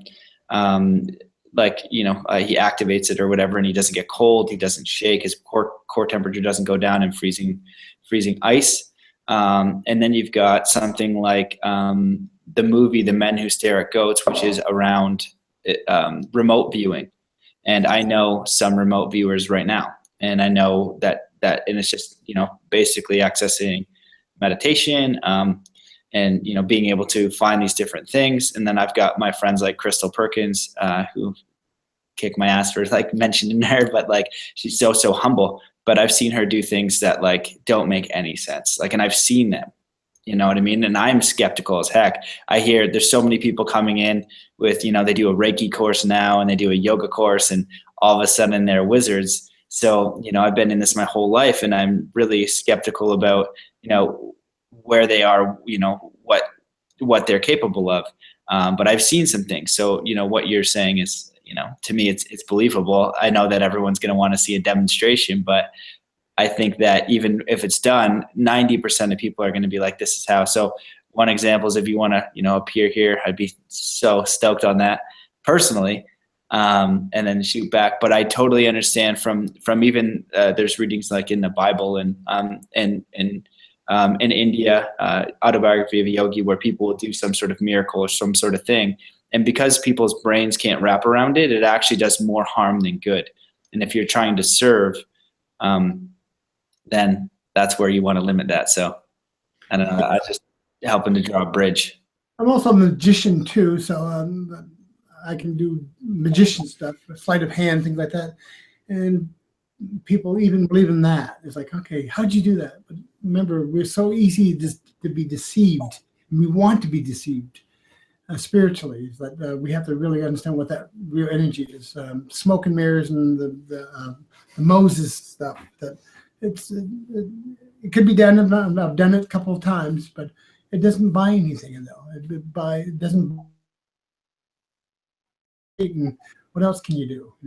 It's a parlor trick sometimes, spiritual parlor trick. That's easy enough to do. And any of the spiritual people that know how to do stuff like this, that's easy to do. But that's not why I want people to understand or even believe.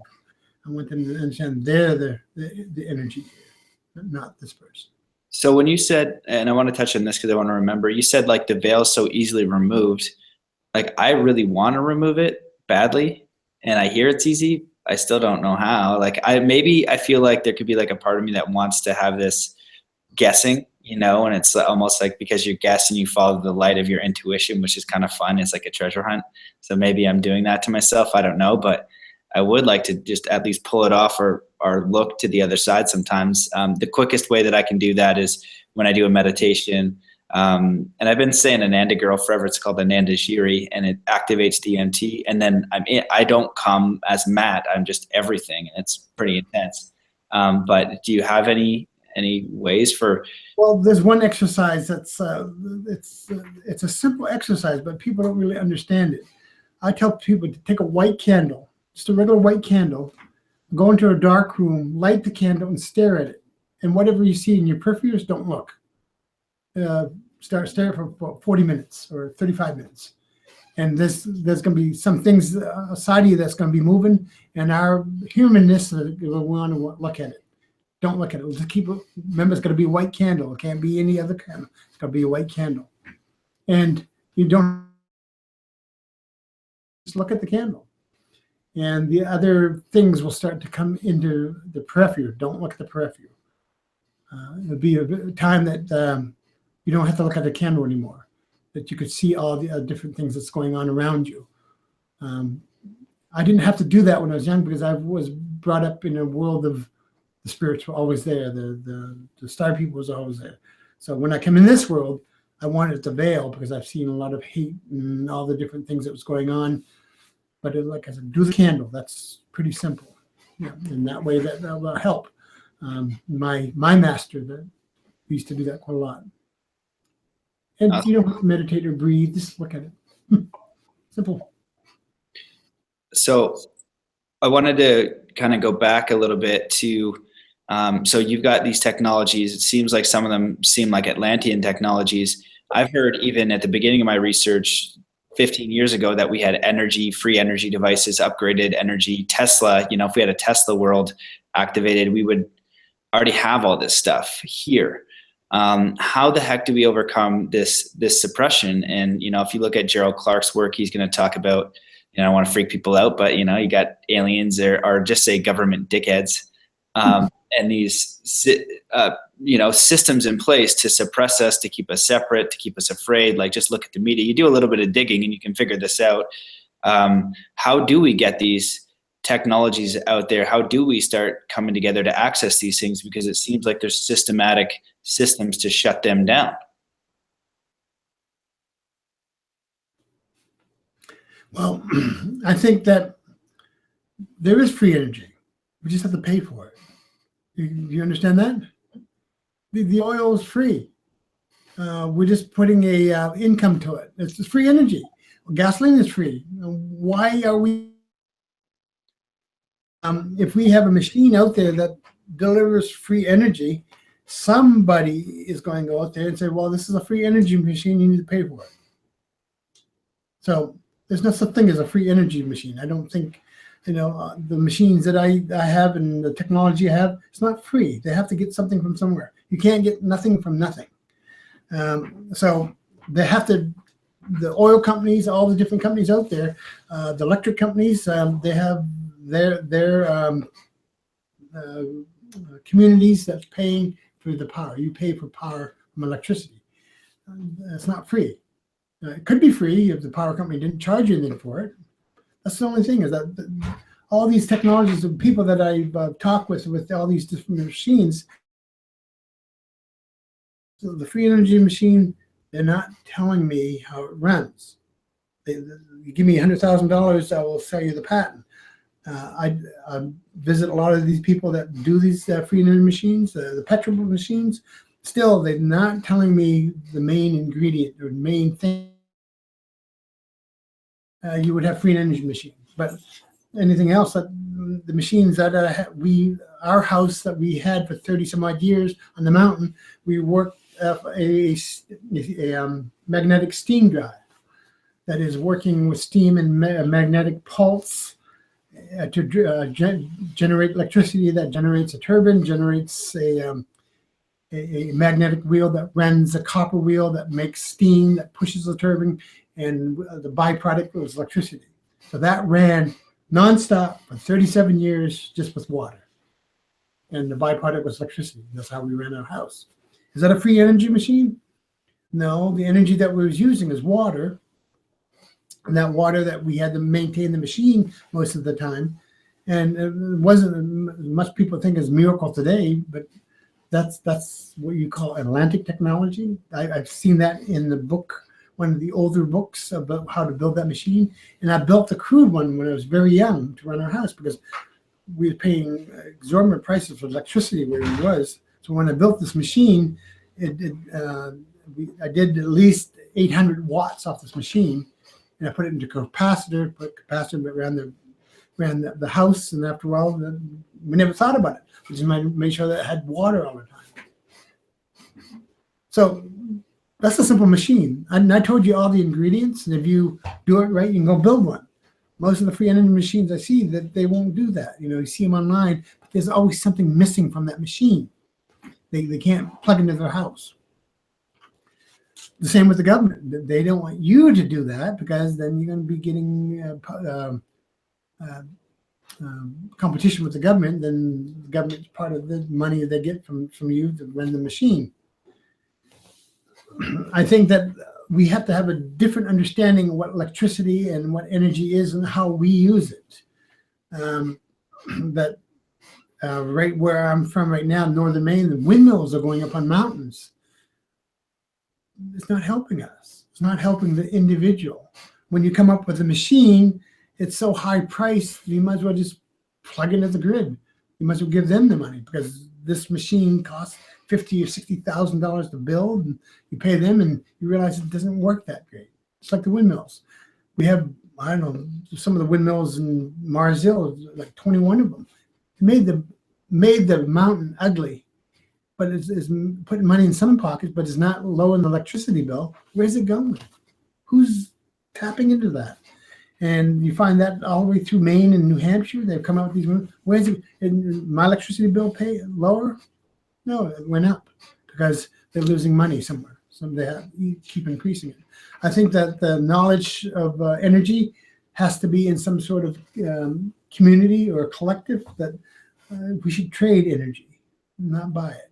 Trade it somehow so we can actually use it to have a communication with you and I, be able to play the musical equipment in this room. You know, I can sell these machines probably for $50,000 each for each home, make a lot of money, but it doesn't really help, not the community. You know, it may help my pockets some, but I think that we are really thinking about free energy. We're going to have to pay for it somehow. Do you have schematics or things like that that you can share, so an engineer or someone like myself could build them? Yeah, it's easy. But I have to. I'm also kind of governed by a council. When I first came here, I came with a box of stuff, and that box of stuff had the council that I deal with in Canada. I signed everything, all the technologies over to this council. So what kind of council is this? I had to sign everything over to the council. We have a star council here. There's a star council is the one in charge of the technologies. And who is the star council? Is it Native Americans or is it something else? It's people like you. Yeah, that have a star council, and they work with. That's what brought me to Phoenix as part of that star council. And some of the finances they do to send me in different places, send the teachers in different places. So, because this is not mine, this is not my teachings, this is the communities, and they're there to help to spread the teachings. Do you mean that you're like Mi'kmaq community or something else? They're some of them non-natives, yeah. And then we do have some representatives from Canada too. So.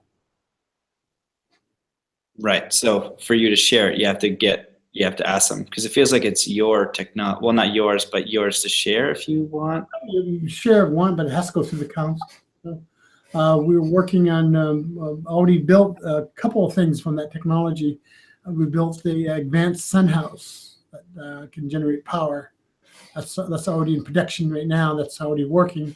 The resonators in Canada will produce at least 250 volts off the wind without a windmill. Figure that one out. And the capacitor that I put together a year ago, the capacitor works on a regular bike, but it can push a bike up to 60 miles an hour without a battery.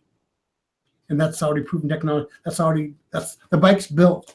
It's already runs. So the technology, it's already there. And that's out of the capacitor is big as a 9-volt battery, a transistor battery. Yeah, 1 inch by 5/8 by 2 inches. Well, I know that people listening to this are going to want to be able to access that. Is there a way that they're going to be able to access it, or what? Right now, our website is not all the way up. You can find some of that technology on there. A lot of it is that the organization of the YouTube. There's some on YouTube, the high altitude balloons on YouTube, but we still have more information to put on that website. So yeah. Right. So do you want to talk about maybe like what it is that you could use as for help if people are listening and they want to help, as far as maybe like resources, or and they're gonna, obviously you can provide them with more information, but what is it that you're needing to build some of these technologies, which seem to be coming from like Atlantian technology or whatever it is? Like, what do you need to build this stuff? Well, I think the needs are like your needs. We need financing. We need to be able to travel.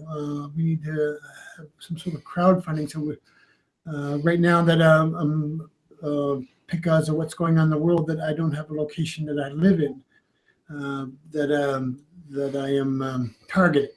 I already had 2 attempts on my life already. One of them almost successful, but I'm moving place to place not to be targeted. But I think that if we had a secure location, that I did have a lab together, I did have a workshop, and I did have a research center. And that's where most of that technology came through with the balloons is from that. But the powers to be shut that down.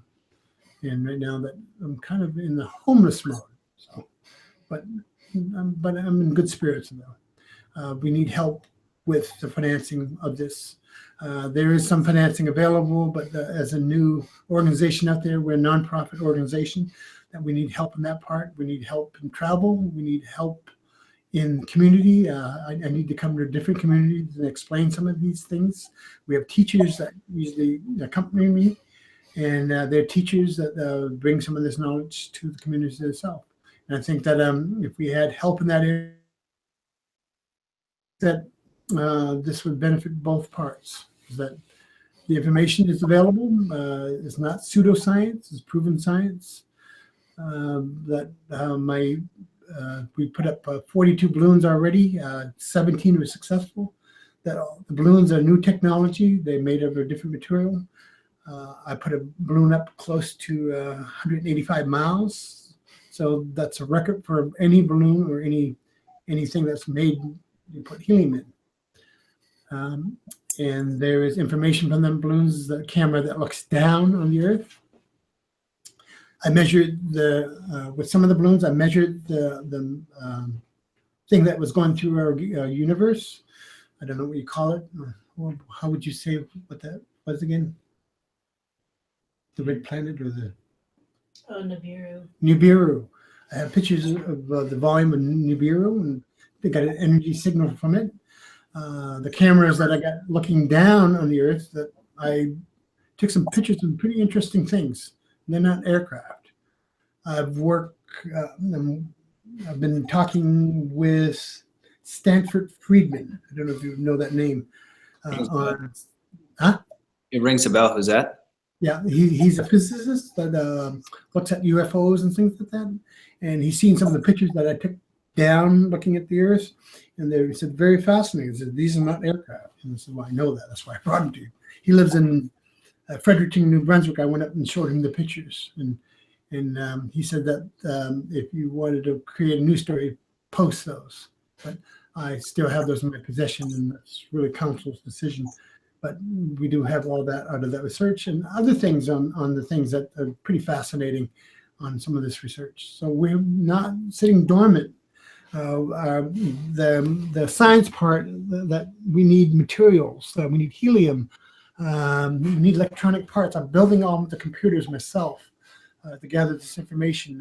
We need people that know something about engineering, how to assemble electronics, how to get information transferred to, because I've been using cell phone technology to get most of the information here in my antenna that I have to put up on 3 balloons for an antenna to receive the information. And this is only done by one person. So I need help in that part. We need help. We need an office. We run this organization through people's homes. We need an office. We need staff. We need to have an information center. We need to have a collective center. We need a temple. We need to have a temple for this technology. Because the temples are not just temples, they're resonators for people. If you look at the drawing, I don't have a drawing right handy, but I can send you something. We have the temple of the drawing of the ancient technologies of Atlantis. Atlantis was in the middle of Atlantis. That's part of this technology. The city looked like the temple. So there was an energy source. That is an energy source itself. So all that part is part of the Copper Scrolls, what was in the Copper Scrolls. And part of that translation is through myself and through the teachers and you and the community. There's a lot more here. That's just a taste of it. So that all sounds fantastic to me. What about working with like a university or so? It seems like, I've heard this before too, through a few friends, like different people giving away different energies. They actually have, like, a lot of people have died over stuff like this. So that sucks. But how do we get your Well, I heard some of it. Working with the university, it's good. The mathematics, I've been working with some colleges on because this summer I was to figure out how we're going to get money. So some of the problems that you go online, you said, well, this is an unsolvable problem. So it took me, 21 years ago, I tackled it and I got part of the problem. And I sent the mathematician how to answer it. You come up with this problem, this is the answer. And he texts me right back. He says, how did you figure this out? So, well, you met me 21 years ago and I gave you the beginning of the answer, because now that if you can solve this problem, it's like $100,000 that you can solve it. That's the only reason why I was doing it. I wasn't doing it to be a famous mathematician, but with the math I use, it's easier to solve because they're thinking a different way. I'm thinking a different way. I haven't been in communication with that mathematician for a month or so, but I don't know if that's the way to go or not. I'm not out here to figure out mathematical problems for people. And some of them are just quandaries. That's part of it, how we trying to figure out how we're going to raise income or raise the awareness to start teachings. And there's a lot more. I mean, my goodness. They're using rockets right now to orbit things in space. That's just seen online that they just went to the space station you just blasted a rocket up and landed the rocket on the launch pad. That's incredible. This is an incredible feat, but there's a better way to get up there. If I can put a balloon up to 162 miles, that's almost orbit. That's up there. How did I do that? Maybe I just let a balloon go, but there's other technologies in the balloon that pushes it up just a little bit more. And these balloons that I send up there are close to 130 pounds of helium to 180 pounds in this balloon. And they have a pulse detonation engine on it that pushes them up just a little bit more. It's not hard. I probably can put one to the space station if I had enough income and enough time to do it. It's not that. To be able to launch, I'm working on this fall to be able to launch a telescope into space. The telescope is a digital telescope. It's an 8-inch mirror. It's very light. I have to redesign the telescope so it's lighter, and the balloon will put it up there. I don't trust most of the telescopes around the world because they don't give you all the information. This telescope will give me all the information I'm looking for. So, and that's many projects like that we're ready to set forth. So it seems like with this council, like it seems like somebody who's an engineer or a scientist, and I know some people that would be very interested in seeing these schematics because they're just way smarter than me. I don't know what my role is I definitely don't understand engineering and stuff like that. But are you going to make these diagrams public? Like, do you have to go to that? I see it as like putting the information out there and then assembling the team in that manner. Well, I think that is up for discussion. I don't know. This is my first podcast. That I think that information is there for anybody that wants. It's not exactly the top secret information, but I think that this is a good way to start. Figure out what we're going to do and how we're going to do it. I don't have any free energy machines. I don't have anything that I can say you can take it as free energy. It's going to take some work to get it going, but it works. We used one for 37 years. So, man, well, this has been a lot. I guess I would ask, like, people who are just going about their everyday life, they're trying to be a little bit more mindful, spiritual, connected, aware. Like, what advice do you have? And I know that I've been communicating with you on how to, effectively share these star teachings, because if you're not around then you're not going to get the information. So how can people learn more about these star teachings, and what the heck should they do? Because basically I just want to go sit down and be confused. Yeah, well, that's kind of where the star teachings bring. But remember what confusion grows. It grows curiosity. And sometimes that curiosity, that if we take the next step and get into the curiosity, we're going to find the fountain of youth, the city of gold. The same with here, is that what can people do? Is that go into our website to see what's out. It's not very professionally built, but it's something. It's information out there that people can actually figure what the T's are, figure out how to bring us to your community, because there's ways to do that. If you want to understand what this technology is, invite us to come where you are, and I will come and speak and bring the teachers with me. Of course, you know that takes money to do that, and we do not have that right now. We have a pretty good organization for 5 years, and now that the ship is built, we need to have fuel for the ship to bring around the world. And I think that curiosity, click on our website, email us, text message us, find out what, and a lot of it. We have on the website a donation button. Donate something. Anything helps, honestly. If I say that 20 people donate $20 and it's 100,000 people, we have fuel. We have fuel to come where you are, to bring the teachers, to bring some of this knowledge. And we already have the blueprints for the temple. It is a energy device. It's a pretty big energy device for people, and that is working. So a lot of it is just a matter of just clicking on and find out what we're doing and invite us. And I think that's a good way to start. And I think that is too, is that there's a lot of it. You want to know who we are? Invite us. And that way it'd be easier to find out who you are. If that's happening, so great. We'll see you in the next 30 days. So, did you miss that? I missed the last. I missed them. I could hear part of it. Sorry, the last bit. The temple is the interesting thing, though. Well, not the only interesting thing, but the really interesting thing.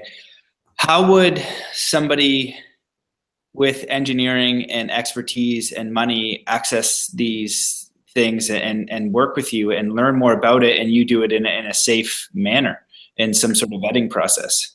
Well, I think too the contact with the council itself, because they are teachers too, and they have the processes and the ways that we can get in contact. I'm not that accessible to the public, only because the things that's been going on. Some of this information should be shared, or some of the technologies of the T's, because it's community, so we're activating community, so they don't want that activated. And I think this is text or get onto the website. So it's starteachings.org. Yes. Gotcha. Yeah, and then so I'm also basically telling you to put more videos out there, more education, more stuff like that, so people can start to have a look and have practical ways to apply this to their life. And for those superstars out there that are engineers, that have resources, that are curious about this, they'll have ways to learn more about what you're doing too. Because I've seen the schematics and they're ridiculous. And I've also sent them to my engineer friends who said, this is ridiculous. From the vetting processes that I have from people that are experts in that field, it's something out of this world. It's something in this world that's, super next level. So I don't know how the heck we ground this and make it happen. But at least we're starting to share what's possible, and we got to really, bring that ripple around. I think the powers that be is trying awful hard in our community and in the Star Teachings to shut this down. We've been struggling the last year. The people around me have lost their jobs, they've lost their income, they lost some of the will of doing this. I lost my house, I've lost a lot of different things in my workshops, my car, my family. That I think is in community that we can help each other here. There's an exchange that we are here and be able to, we're putting the SOS out, save our spirit. And there's a conference call Friday night. If you can click on that conference call and get the information there, I'll be talking a little bit about more of the time compression that's happening. And There's a lot of people that are going to be chiming in on that conference call. So if you can make that too, that'd be great. You can link the conference call on your Facebook, right? Is it Star Teachings on Facebook? Is it? Yes. Yep. Cool. I'm going to be in Austin. I don't think I can make this one, but I will be supporting in every way I can. If I can make it, I'll be on there listening and doing what I can and educating myself on all this kind of stuff. There's a lot more here. There's a lot more to the Star Teaching. What I can talk at least 6 more hours just on the beginning. There's a lot more information here. There's teachers here. We have a collective. We have some of the technologies already written down. We have the technology of tea. If you can figure out how to communicate with us, we can sit down and talk to you. That we can come in your area. If you invite us, we'll come. We will only go where we're invited. That's part of the teachings. We'll go where the tea is good. So that's part of what we're doing. So thank you, Matthew. I say us. There's other people in this room that are joining in. Thank you, thank you, thank you. And if we can get this information out, that'd be really good. Thank you, Matthew. My pleasure. Yeah, anything to help. And thank you for your doing what you do. I know that some of the story, you resisted wanting to bring the teachings out and all this stuff, and it all comes full circle to you basically having to do it. Yeah. I kind of see like my life is just kind of having to do the things that I have to do, just an inner knowing and just listening to that, because it's a lot easier if I do. And I've actually never really tried to not to do it. I don't know. It's like, all right. But I also don't have a voice in the back of my head telling me that. It's more like my heart's intuitive power. So maybe it's, I don't know, a little bit different. But just thanks for your work and coming on. And I hope that anyone listening to this who was curious to check it out, we're going to look at, let's say, bringing the website and everything that you do up into, the 2000s. Yep. If this is a stretch for you, educate yourself. Go on Gaia TV. Look at Savan Belair. Look at Gerald Clark. Look at it's out there. You just it's not that much. If you do some reading, it's not that much. You can handle it. But yeah, man, thank you so much. Any final words for people out there? We're all stardust. We're all stardust. We're from the stars. Finding that lineage and finding where we come from and where we're going. This is kind of what the Star Teaching is about. We're all familiar. This is not anything. What I'm telling you is not anything strange. It becomes more familiar. Yeah, we're going back to the stars. So we're learning how to go back to the stars. Thank you. Thank you. Yep. Beautiful. Thank you. Thank you so much. Thank you, everybody, for watching. Hope that was interesting. We'll see you in the next episode. Thank you.